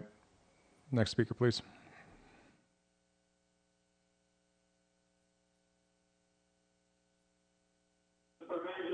Hi, please mute what you're listening to and go ahead. Hi, this is Rob Ryan. Just one quick comment. In the 90s, when my son was young, we contemplated moving down to the peninsula right near the ocean. And my wife said, it's just not the right kind of place. And that's still the same kind of place it is today. And I think Newport Island thinks they're a little different, and maybe they do need to have their own rules. And that's all. Thank you very much. Thank you. Any more? No. All right. Anyone who didn't speak in the community room? All right. We'll bring it back. All right. We're going to start with Mr. Herdman, then Ms. Brenner, then Mr. Muldoon. Yeah, just a quick comment. The committee did talk about the concept of a particular unit having to pay a certain amount of TOT tax on an annual basis. But I just want to point out that sometimes your unit doesn't always rent. So it's not the fault of the short-term lodging owner that their place doesn't rent. And so I just want to point that out. Okay. Oh, right, and should not have their permit pulled because of their inability to rent their particular unit. Okay. Ms. Brenner. Simone, I wanted you to answer a question for me. When we talk about the potential for 10,000 more units if we leave this totally unregulated, that's 10,000 units within the multifamily zone where it's not citywide, because we already don't allow it in single family. So that's only in the permitted areas that we have the potential for 10,000. That's correct. The zoning code allows short-term lodging uses to be in the R2 or the multifamily zones, but not in single family or mixed use or commercial zones. So that 10,000 would not be spread out across the whole city. Correct. Okay. And then I just wanted to, if you would also tell why we went to gross floor area versus bedrooms, because I agree it sounds better to be able to do it by bedroom, but it was for a particular reason. Right. So the thinking behind the gross floor area is that it was a standard uniform way to allow a maximum occupancy for any type of unit separate from those bedrooms. And if we went to a bedroom count, there's really an incentive for property owners to add just more bedrooms to a unit that may not be able to accommodate a large number of bedrooms.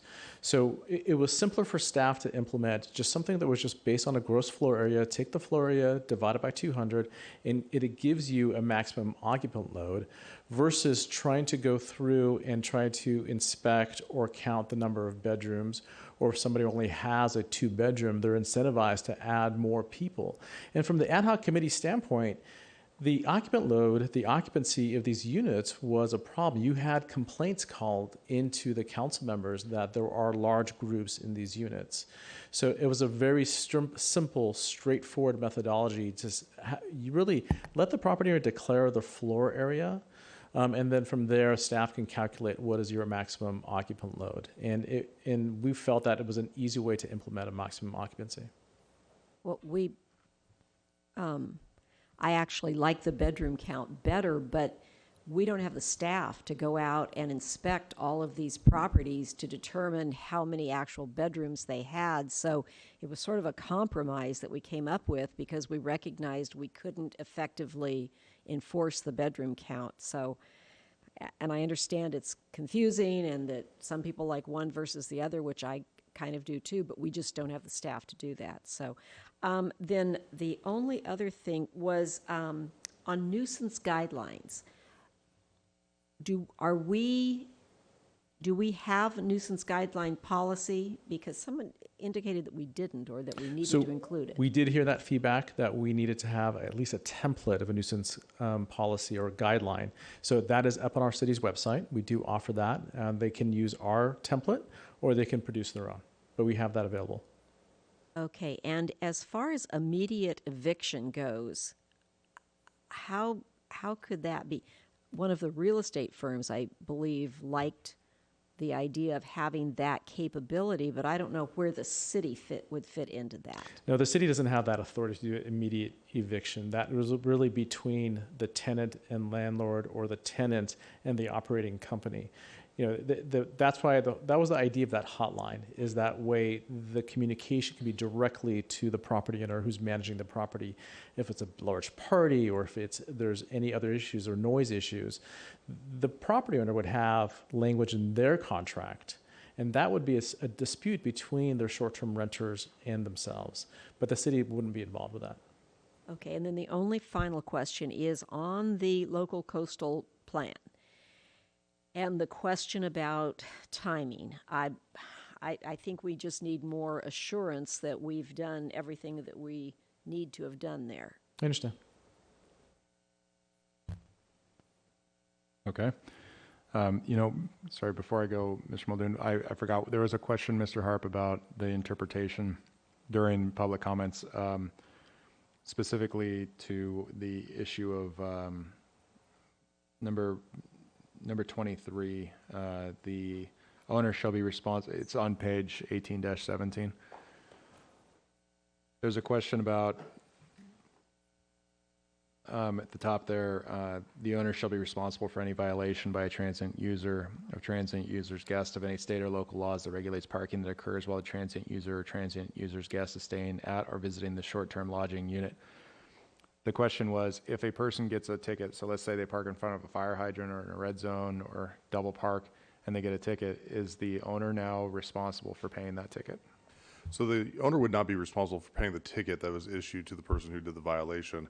However, they are agreeing to basically by accepting the short-term lodging permit, they're basically agreeing to be responsible for where their tenants are parking if they're parking within 100 feet of the unit while they're using the unit.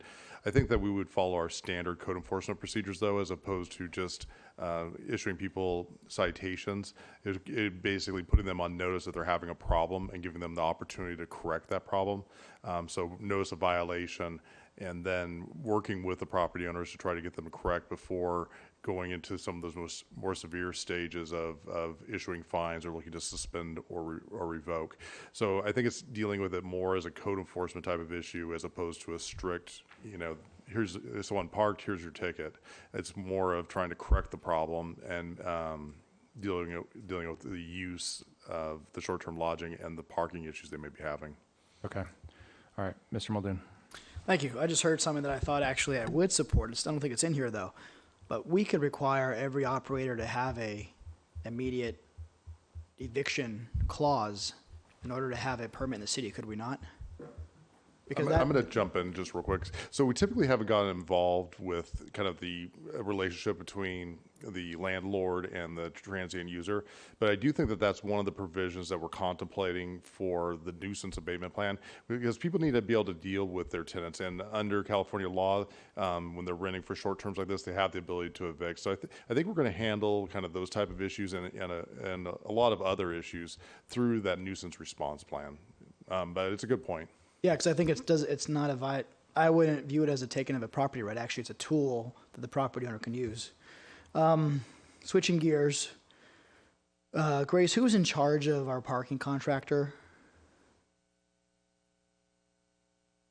Parking enforcement tickets?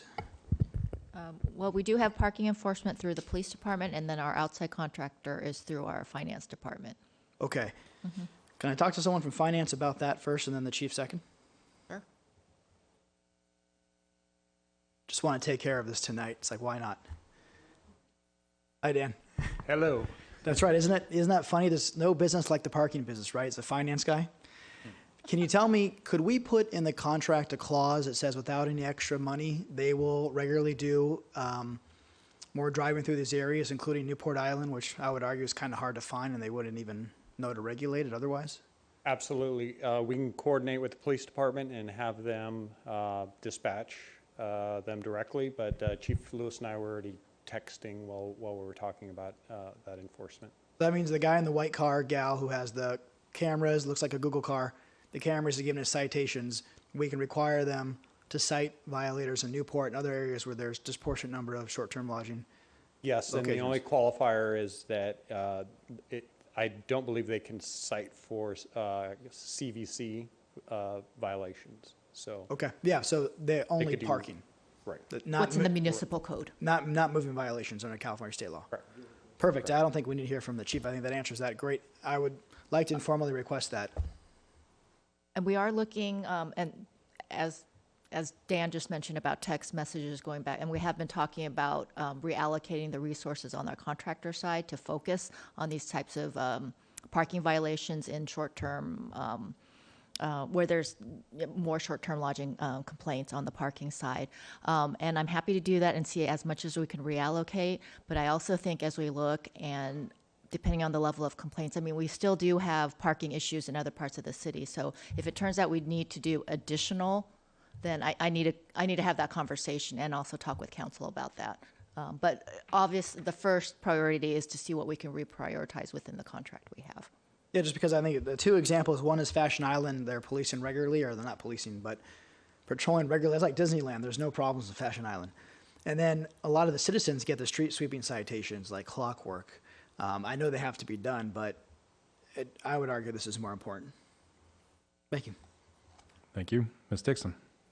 Thank you, Mayor. I think while there are a lot of public comments, a lot of good ideas. I mean, our residents are really struggling with this, certainly those residents who are adversely affected, and they're really trying to help us identify some solutions, so I'm very grateful for that. So here's a couple of my takeaways that I think some of the residents came up with some interesting ideas. Just recently, I think it was Mrs. Gilbert talked about owner-managed and owner-occupied.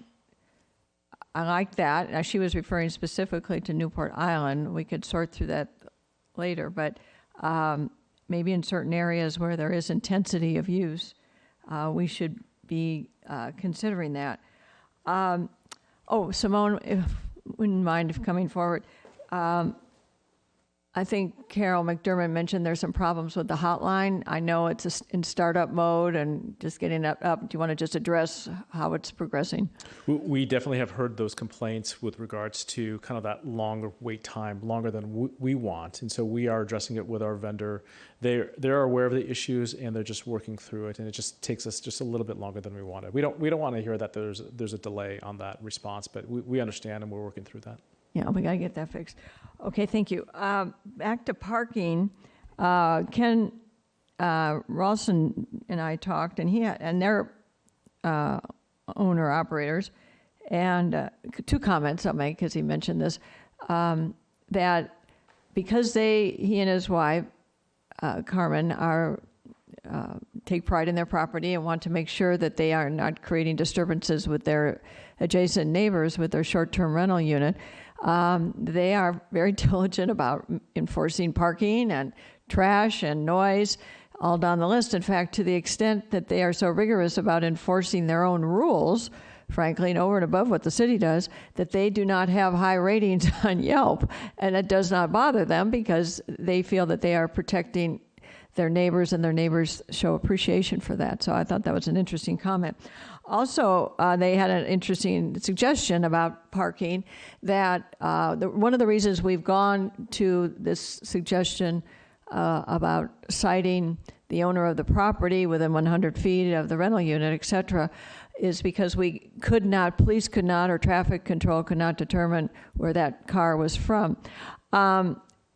That's still a reasonable part of what we're trying to do tonight, but there's another way to perhaps also consider it, because we heard in prior meetings when we talk about parking that homes on Balboa Island or certain homes on the peninsula were built 100 years ago, and they either do not have a parking garage or they only have one car garage, and to impose a parking requirement would be unfair or unreasonable or impossible. So a suggestion they've made was to exempt those homes that do not have or only have one, or could be grandfathered in if they only have one parking garage or no parking, that they would not be subject to the requirements of the short-term lodging ordinance that requires parking. So maybe we could consider a minimum of one parking space must be included and provided within a permitted property, just as someone who called in said that their service personnel park in their garage, so they make that space available. We are not aggressively trying to find parking within that short-term rental unit, and Simone, maybe you might consider that as something that we might think of, is that doable to exempt non-conforming properties. Also, I wonder why we don't tow cars. Why don't we tow cars who are illegally parking on a sidewalk and blocking access? We should maybe include maybe I'm making a proposal that included in the ordinance or the parking ordinance, there we have signage that says cars will be towed if illegally parked. There is no signage. I don't think there is any signage anywhere that I can remember seeing that cars will be towed if illegally parked. That might be something we should consider. And also, maybe this is more structural. So the gentleman who was talking about the 1992 actions by the City Council that removed single-family residences from permits except for those that were grandfathered in. Maybe we should restrict permits to R2 properties only. I'm not talking about Newport Island right now, just generally speaking, because there is a concern, it just hasn't happened yet, that as the city becomes more denser with multi-unit construction, that is bound to happen because that's where the state is going. And also we do have upwards of, 10,000 apartment units that all could have a permit. We can't predict the future. They could have permits. Those units could have permits. So could it be possible, and maybe this affects the need for a cap, if we just take those off the books, just like our predecessors did in 1992 in taking single-family residence off the books, R1. Take MU structures off the permit eligibility list. So that's something to consider. And I think it was Scott Carpenter who mentioned an idea in his letter. He mentioned to perhaps we need, if we were to have a cap, a flexible cap, where that it would be adjusted with certain conditions, and maybe if whatever, just be flexible, maybe up 10, increase it 10 by 10 every 2 years or some amount. So perhaps if we confine it to R2 and not MU, Mr. Jurgis, did you want to opine on that in terms of what potential impact that could have? I do. I think you meant RM, more of the multifamily. Or RM, whatever it's called, yes. More of the multifamily. So that's definitely can be considered. I don't think there's anything wrong to do that. I think we need to be careful with people who actually have a short-term lodging permit. Well, we could determine how many and then maybe And have some type of grandfather an abatement program and a grandfather program, correct? Yeah. Okay, let me just see if there's anything else. As far as our actions tonight, we clearly have heard from Newport Island, so I certainly, depending on what the mayor wants to do, I'll just express my positions that if we do release the emergency freeze, I would say keep the permit freeze for Newport Island until we figure everything out. I like the owner-occupied and owner-managed on Newport Island. And I guess that's it for now. And then the parking, some form of parking enforcement, obviously regulation, new regulation or enforcement. Okay, thank you very much. Mr. Avery and then Mr. Duffield. Thank you, Mayor. No, I'm sorry. Mr. Avery, then Mr. Duffield. That's what I thought. Yep, that's okay. There's just so many cycles to this business. Just people in and out and turnover. And, just think of the services going up and down the streets, the traffic that's added. And it's really tough to stay up with. And there's so much money involved. And I've heard this before where people make more money than they ever imagined on short-term rentals. And so this is going to be a tough thing for us to really corral. I don't know how we really nail it all down. And it seems to me clearly we need a better partnership with the firms that manage short-term rentals. And I think we do have good operators, and for the most part.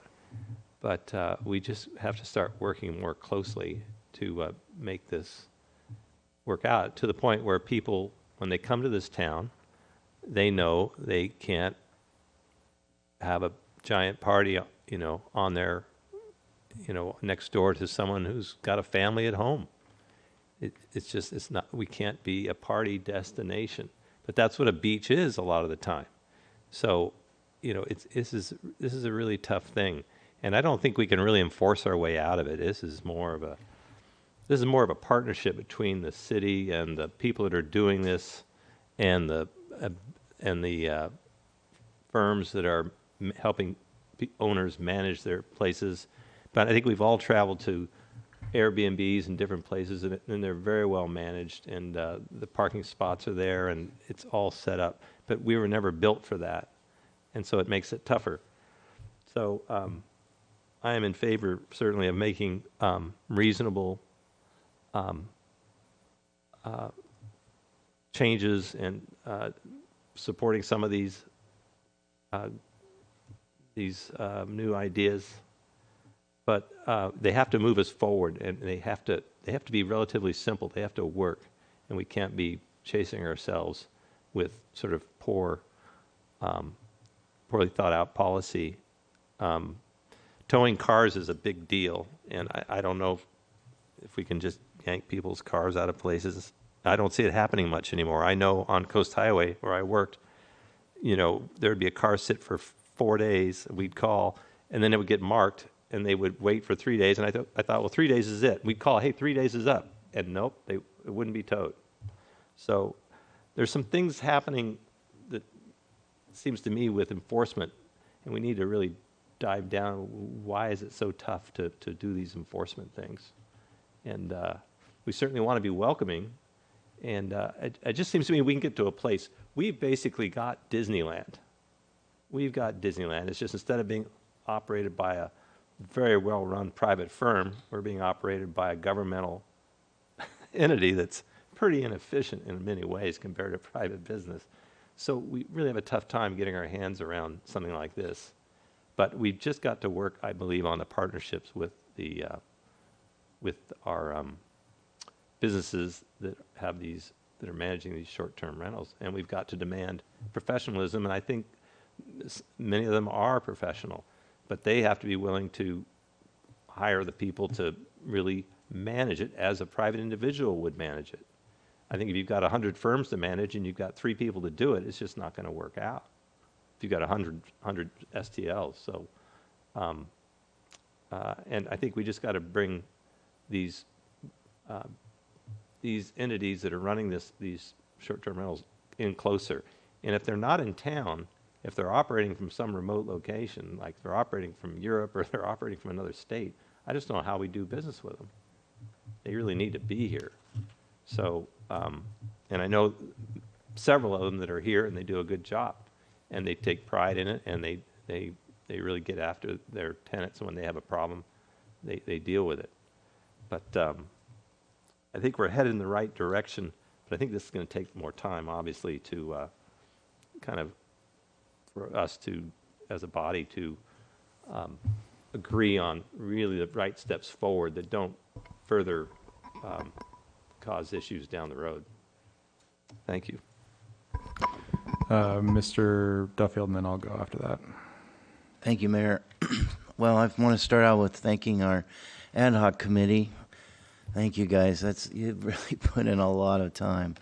I was thinking of maybe starting a short-term rental commission that you could be on forever, and we'll just keep tweaking this thing and tweaking it and tweaking it. And would you like that? Because I'll make a motion. Short-term rental commission. So I do, though, all kidding aside, you guys have really done amazing. I'll put in the hours and listen to everybody, and it's just, it's a real hardship for the city. So, and I agree with Muldoon's assessment of the enforcement. I don't need to go there, but I just want to say I agree with that. And then I would think for Newport Island, for me, it just seems so obvious. You have to treat it differently. It's a different place, and I'm in favor of the owner-managed occupied, owner-occupied, owner-managed version. Thank you. All right. I think this is where I've gotten. So at the beginning, I expressed concern that some of the good operators in our city were still very unimpressed by where we are on this proposal. And it sounds to me, based on the representative that at least 4 of them who represent over a third of all of the rentals in the city has said that yes, they are. They do not want it passed as currently written. Mr. Herdman made a good point, which was that it feels like you're trying to sell us on this, and I agree, you are. But to be fair, when we're doing a wholesale regulation of a fairly large industry that's existed longer than we have, it does need to be sold a bit, and so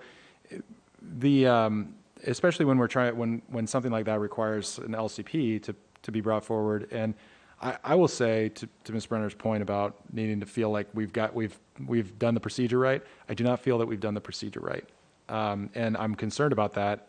Now maybe that doesn't matter. Maybe we've gotten it to the point where we've done it and it'll pass through coastal. I'm not convinced on that one, and so I will say I do have concerns on that. And then, we have heard a lot of suggested changes tonight. And what that tells me is that I still think that there's work to be done. And I do want to touch just real quick on the cap and the transferability issue, because here's the deal. when you are telling city staff how to handle and process an application, and you are telling them that the application must be denied if there's been an ownership transfer, or well, let me back up for a second. If you're telling them that you have to tell them what are the parameters for approving or denying the application. And if on an annual basis, one of the ways that one of the ways of an application to be denied is that the ownership has been transferred, and there is a cap and there's a waiting list, right? So there has to, let me rephrase this. I'm not putting this in the proper order. If there is a cap and there is a waiting list, we have to determine how people on the waiting list will move forward into the position of actually getting a permit. If we're doing that, then we need to determine when a permit is either going to be, basically when it's going to be extinguished. And it can be extinguished in many different ways. One of them obviously is repeated violations, so it's terminated and therefore they lose the permit. And if we're going to say that it runs with the property, then it runs with the property, but we would at least have to tell our staff that. If we're saying that then it terminates upon transfer of ownership, then you have to list out that what an ownership transfer means, and that's where transferability comes in. And it's one of those things that it's inextricably tied to an approach that we're taking of trying to determine this. And yes, it's very complicated. Real estate transactions are always very complicated. That's why there are thousands and thousands of real estate attorneys. It's because they can get complicated. So what I'm trying to do is I'm trying to figure out how to make the vision of what the ad hoc is looking at into a legal reality. And that's why the discussion of transferability has to be linked. Now, it may be, and it really is, it could be, it doesn't matter what kind of transfer it is, they lose it. But if they don't, and you want to work through this, then I think that's where it comes down to. So my reaction to this is you really can't pass a cap without explaining to staff exactly what happens when a property is transferred. And if you have to do that, then you get into a fairly messy discussion, which is exactly the point of working through this. And that's why I'm raising this as an issue. And look, we've heard a lot of discussion tonight, and we've heard some really good ideas that can be incorporated in or worked through. But that's sort of working through a lot of the messy stuff, especially when we're trying to write code that's fairly complicated. As you can see, I mean, even the discussion what I was just having with Mr. Harp about the code language dealing with when the owner is responsible, I really could read that language pretty clearly as requiring the owner to be on the hook for the payment of the violation of a parking violation. And so I'm just saying, language is hard. We got to get it right, especially when we're dealing with an industry this large. I think on the cap side of things, I think the issue there is if we're going to work, if we need to do more work on transferability language, which it sounds a lot like we do, then we need to at least push the cap discussion and the transferability discussion. There is possibility of saving some other things tonight. I don't think we're there. I also think that we really need to get to the point where the good operators are coming in here and saying, yes, please pass this, because they're not right now. And then the last thing I'll just mention is we've talked a lot about modifying the emergency ordinance issue. It's probably worth remembering, if we're going to do that, it takes a couple of meetings, because we can't walk in and declare an emergency and pass an emergency ordinance on this. There's no emergency requiring us to lift the ordinance or lift the stay on issuing permits. So if we were going to do that, it'd have to be introduced as a regular ordinance. It's not like next meeting we'd be able to handle this. That's one of the problems I've got is with the way that the emergency no longer exists for the purpose of why we had passed it in the first place, but we also can't just remove it on an emergency basis either. Ms. Brenner. I think what I was saying about the transferability was that it was so complex that to add it on kind of at the last minute was concerning to me.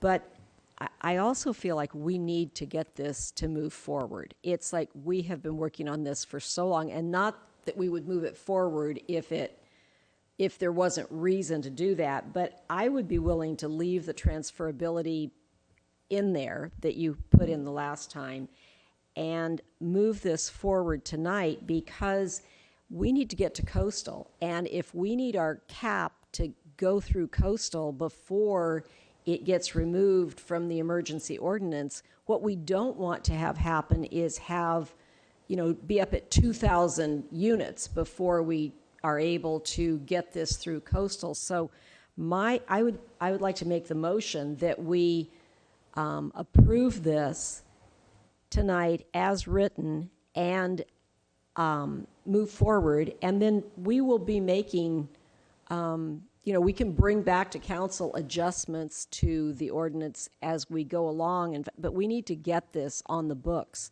so that we are not faced with the dilemma of having 2,000 units or more in Newport Beach. So I'd like to make the motion that we move this forward as proposed. Okay, do we have a second? I'll second. All right, second. Just to clarify, I did not put the transferability in. There was a discussion, a straw poll, and the majority of council voted for it. There is no such thing as a unilateral. I am not the governor. I do not get to do that sort of thing. All right, Mr. Avery.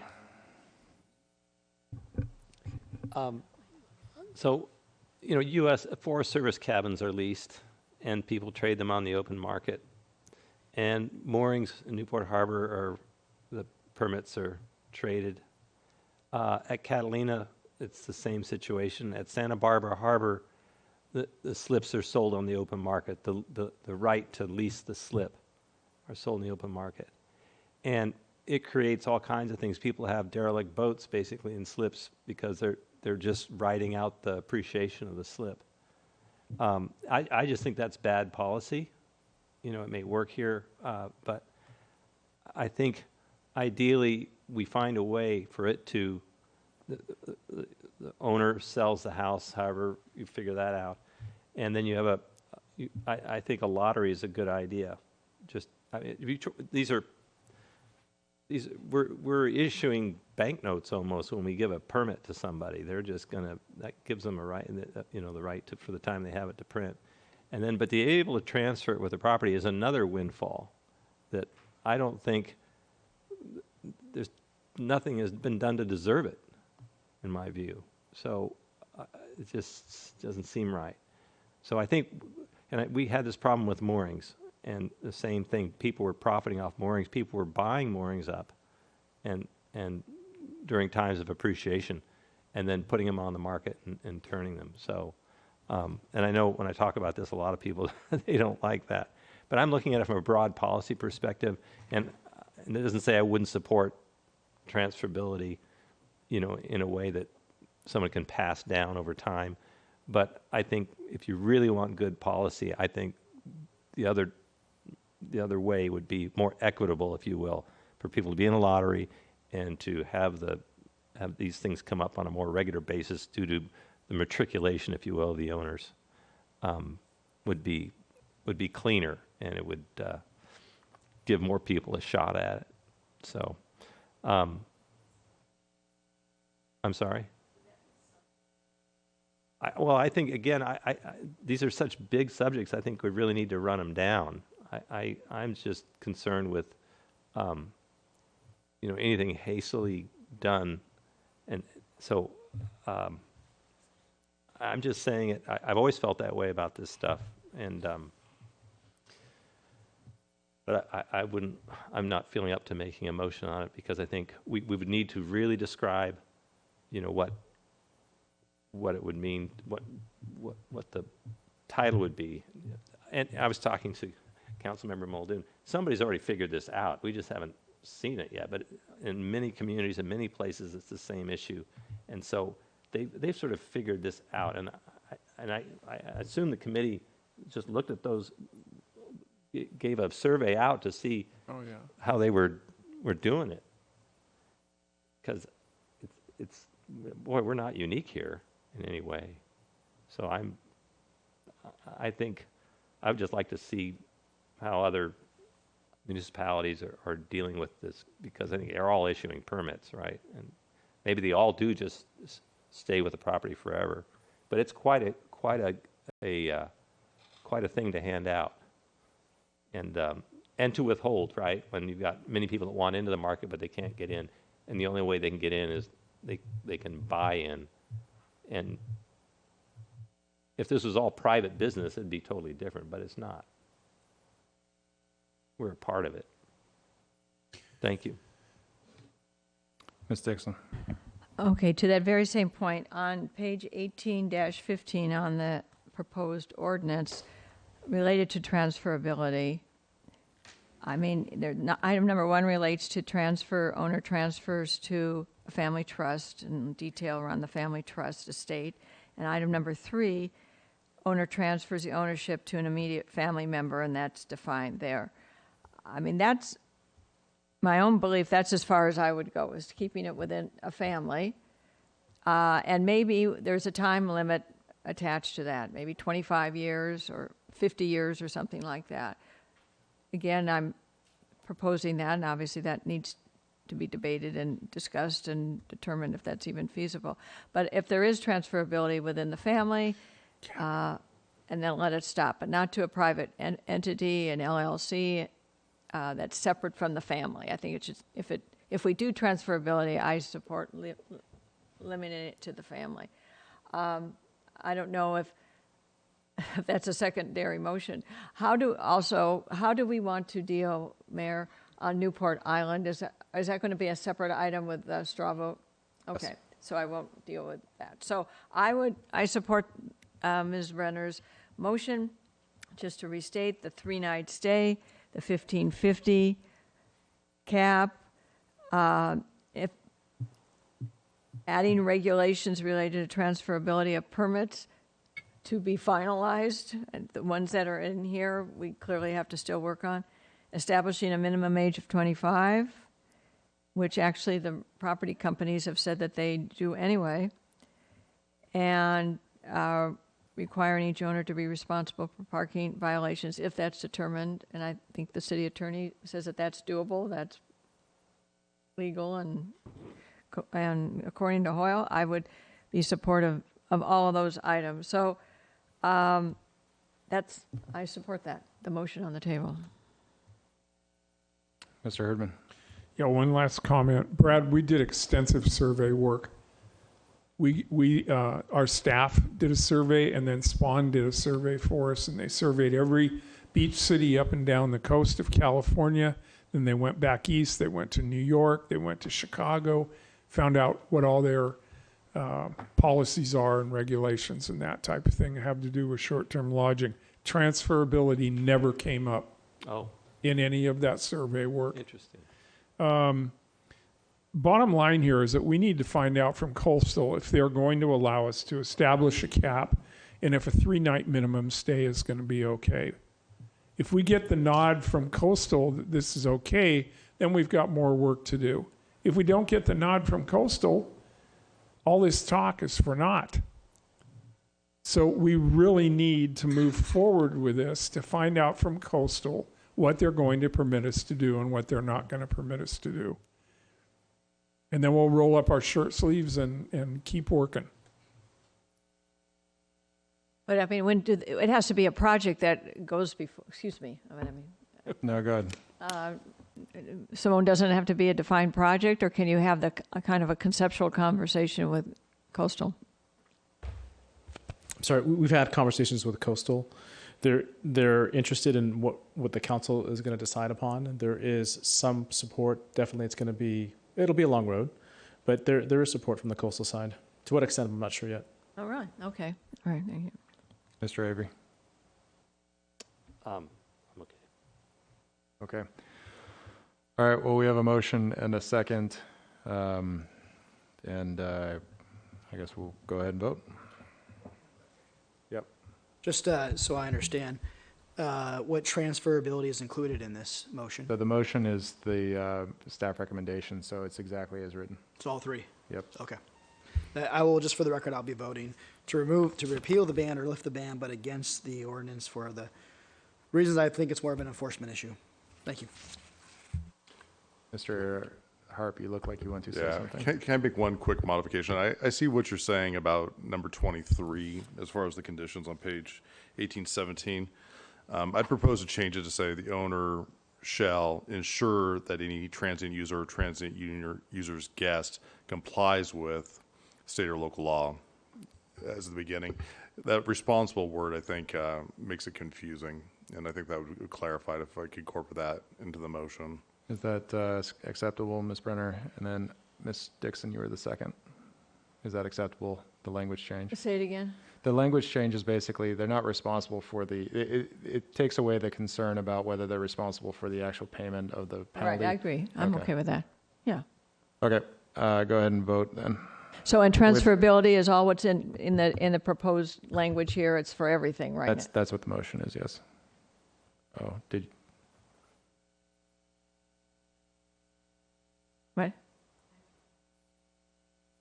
Oh, we have to do it again? Okay, all right, go ahead and vote.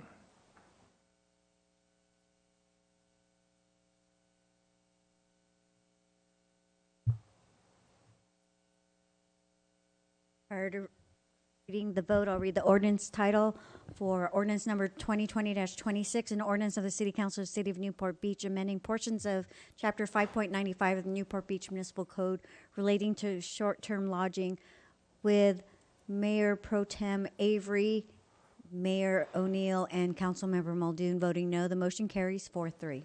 Okay, so we're going to switch gears to a straw poll on Newport Island. So with that, we're going to, so I just want to be clear, the straw poll that I've got right now is whether it should be owner occupied and managed. Well, I thought that was an interesting concept. Okay, I just want to make sure I'm getting it right. Okay. That's what Mrs. Gilbert proposed. Okay. And I think that would, may I speak? Of course. I think that would go a long way to ameliorate the issue on Newport Island where this outside companies are there and they're not being respectful of neighbors, but the owners presumably would be. Okay. What are you?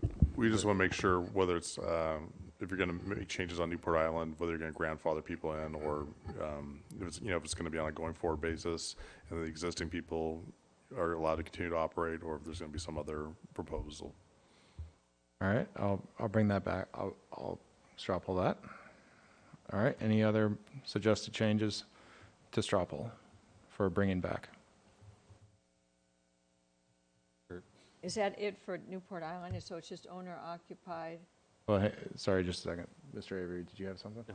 Oh, okay, go ahead, Ms. Dixon. What about the existing permit free? Should we keep that? Or if it's, or there's some transition period, we don't need the permit freeze if we shift to an owner occupied. But until that's done, we should keep, I guess that's what I'm saying, we should keep the permit. Oh, sorry, it sounds like just the mic. Oh, Sorry, I'm sorry. Sorry about that.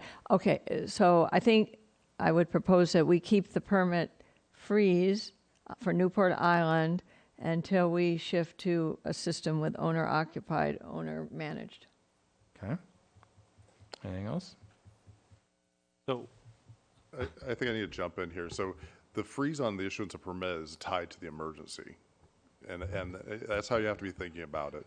If the emergency still demands that you have a freeze on the permits, then it's appropriate. But that's the way to look at it, not as some type of moratorium or something of that nature. To be fair though, to what she's saying, couldn't we introduce an ordinance that would accomplish what she's describing, but not tie it to the emergency?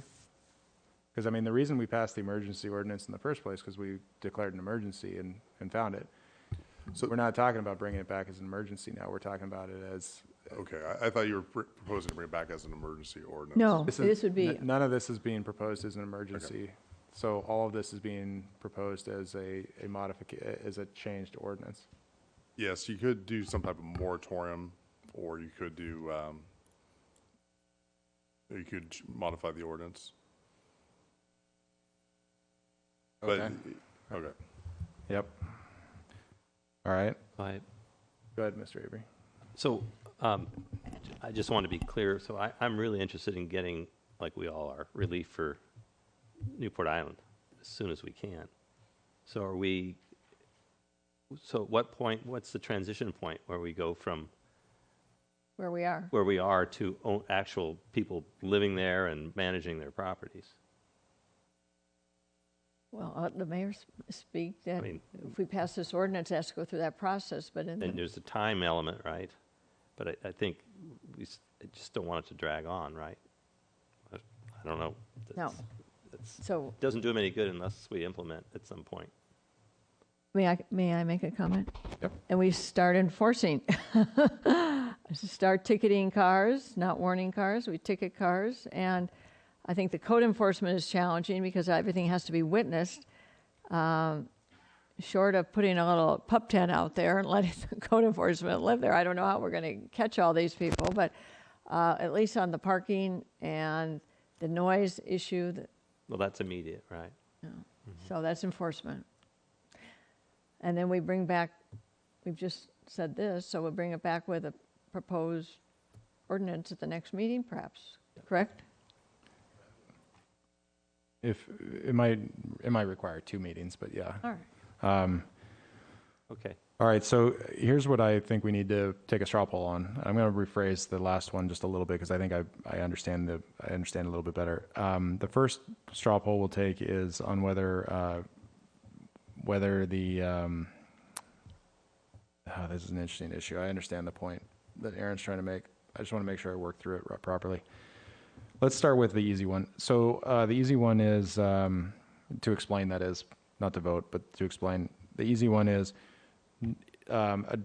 issue no new permits on Newport Island. So that's how that's how it would be. Issue no new permits on Newport Island. We'll straw poll that one in a second. The next would be to require that short-term lodging on Newport Island be owner-occupied and managed. And then third is whether the owner-occupied and managed requirement would phase in or be an automatic requirement. Go ahead, Grace. So you mean for existing? Yeah, for short-term existing. permit holders? Correct.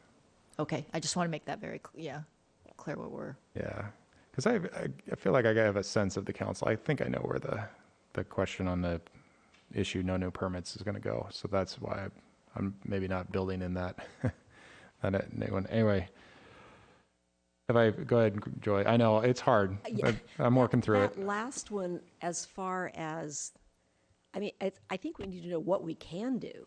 Like, can you phase them out, or what can we do?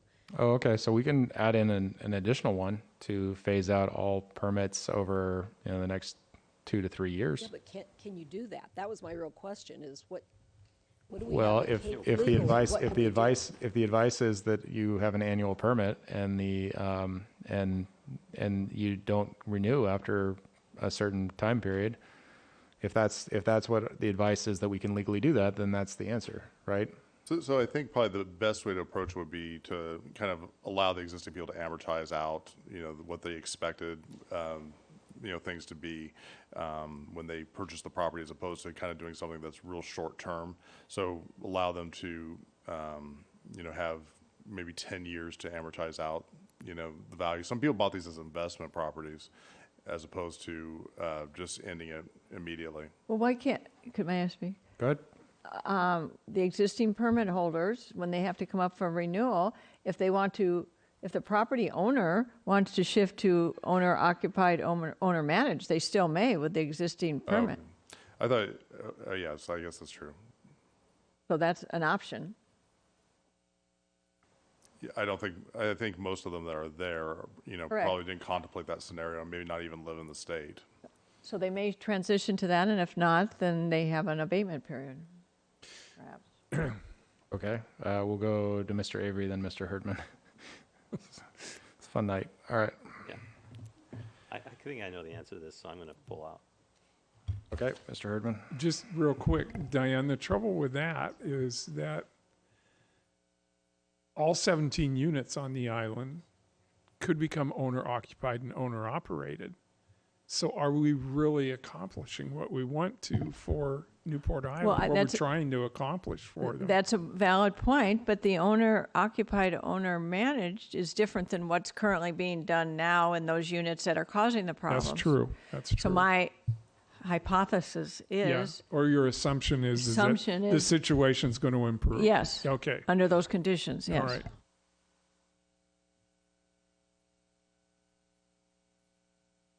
Okay, give me just a moment, please. No, you cannot go home yet. I'm going to get this.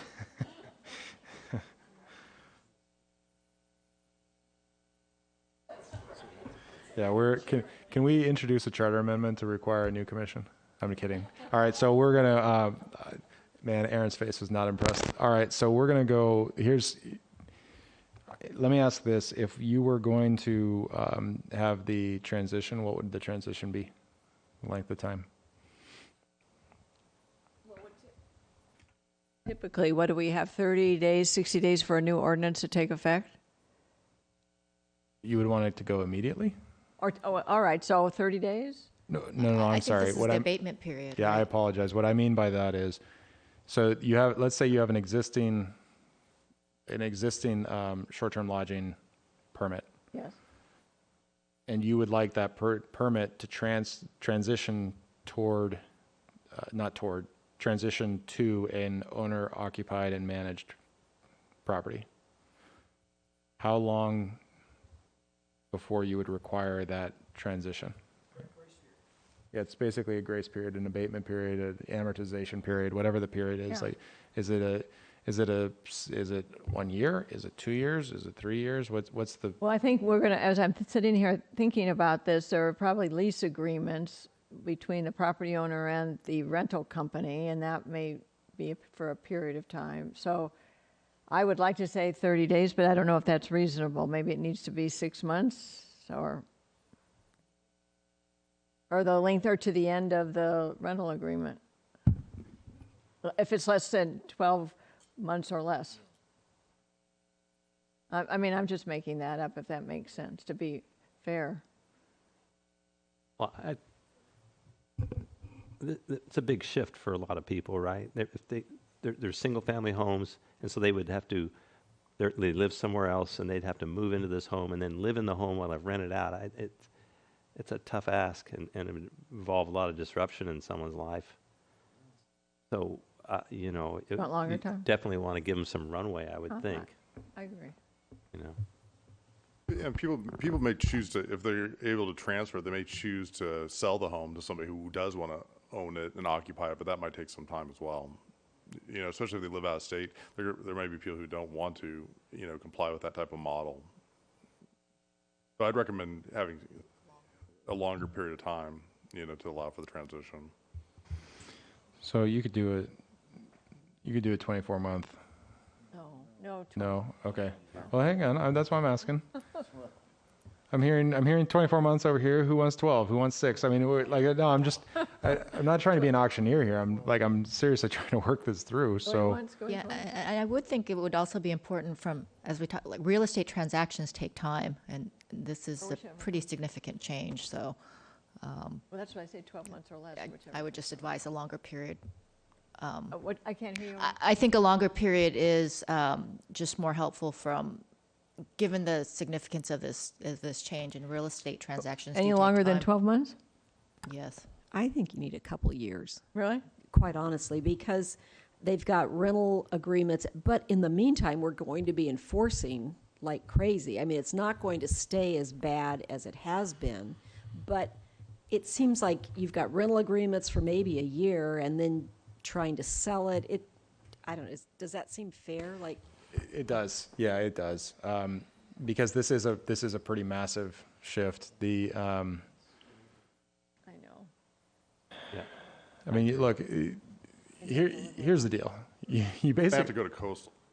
It'll have to go to coastal. Well, that's a built-in time delay. That's a pretty long time. Long time to go through that process, and also I think if we want to be successful with coastal, I think we would want to give some time, I would think. Well, when does the clock start running? It would be from adoption of the ordinance when it affects, so after it got through coastal. Oh, So I think that you would need to, a 24-month window after it gets through coastal. You got to have to make it palatable for coastal to approve it, because that's going to be an issue for them, I suspect. That could be 3 years.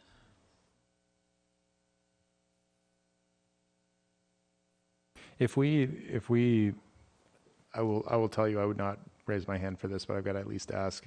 If we did a straight up moratorium on rentals on Newport Island, does that also have to go through coastal? It's not an emergency. So typically you would do a moratorium typically when you're studying something before you implement. You wouldn't do a moratorium in order to, wait for coastal to approve it. So moratorium is the way that the law's built around it, is to kind of while you're studying and analyzing things, you put a freeze on it. So stated differently, if there was an approach where we wanted to pass an ordinance prohibiting the rental of short-term lodging on Newport Island just straight up, that's not a moratorium. That's just done. That's right, but that'd have to go coastal. That would go through coastal also. So no matter what, we're talking a pretty lengthy amount of time. Suggestion. We know it's going to take a year, right? So that's the period. I mean, from the time it's going to take a year, and we've certainly put the owners on notice that this was going, if it goes through coastal, that this action will happen. I just would not be inclined to support 2 more years on top of coastal. It's going to be a year. So let's go to Mr. Avery first, and then Ms. Brenner, and then I'll try to figure out how to frame this. Yeah, I think you need at least 2 years for someone to kind of deal with this, unfortunately. Why don't we do this? Why don't you give us a chance to kind of think it through a little bit more? We'll bring back an ordinance with some options. Does that sound reasonable? I'm gonna just. I think I can make I think I can get there. I promise. So just give me just one more second, Ms. Brenner. Well, adding to what Diane said, I mean, if we think it's going to take a year and then we gave them a year, that is 2 years. That's where I was going to go. Okay. Yep. So, because I will just say real quickly, it's not great to create a law that is almost in like it's not great to create a law that has uncertainty until coastal either approves or disapproves, and then all of a sudden it just goes into effect like that. Because there's So, sorry, Mr. Herdman, go ahead. Because just one other thought. Some of these short-term lodging units are completely rented for the entire year of 2021. Okay, and you're talking about owners having to refund deposits, and so I'm thinking that the 24 months is probably the best way to go. Okay, here's what I'm going to do then. I'd like to do a straw poll on 2 items, not 3. The 2 items are going to be, number 1, issue no new permits on Newport Island, and number 2, transition to owner and managed short-term lodging over a 12-month period after California coastal approval. So I think that's at least worth straw polling, those 2, because I think that's where you'd get to anyway, right, Aaron? Okay. All right. For purposes of bringing back, we're going to take a straw poll. The first is going to be a. I just want to make sure you get. Brad, I'm going to snag you on this one. So just want to make sure you, because I'm going to ask for a show of hands. All right. So first. Well. Yes. I mean, really, I need to know what we legally can do. I'm not trying to give them 2 years, but I'm trying to know legally what we can do, because I don't want us to pass something that's not going to pass the test so that it ends up being a problem for us. So, I mean, I'd like to give them 30 days, quite honestly, but I just want to know what we legally can do. Well, I understand what you're asking. If we could always guess what coastal would approve, we'd be in much better position all the time. I mean, that's the problem. Like we don't know. I mean, we've been hearing a lot tonight already that we're not even sure what we just passed is going to be going through coastal. Would it be legal, though, if we said 30 days after it passes coastal? I mean, I don't want those people on Newport Island to suffer more than they have to, but I don't want us to pass something that we can't legally. So can you do like 30 days after it passes coastal, or what? I think you're going to have some serious, I think Councilman Herman raised a good point. I mean, people have already entered into agreements where they agree to rent these properties out without an owner-occupied type of situation. You're going to create a lot of issues if you move forward with something that interferes with those kind of contractual relationships. My recommendation is, a year, 24 months after coastal approves. That way you avoid, having issues with people that have already rented those units out. And in the meantime, we do a good job of enforcement. Right. No. Mr. Duffield. Right, I was going to go there.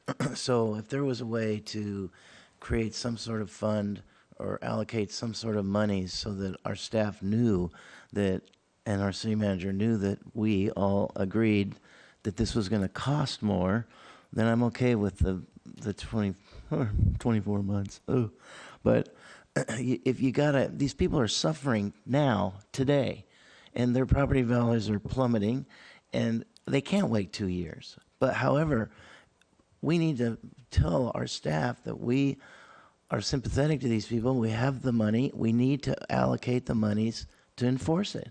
Is that? Thanks.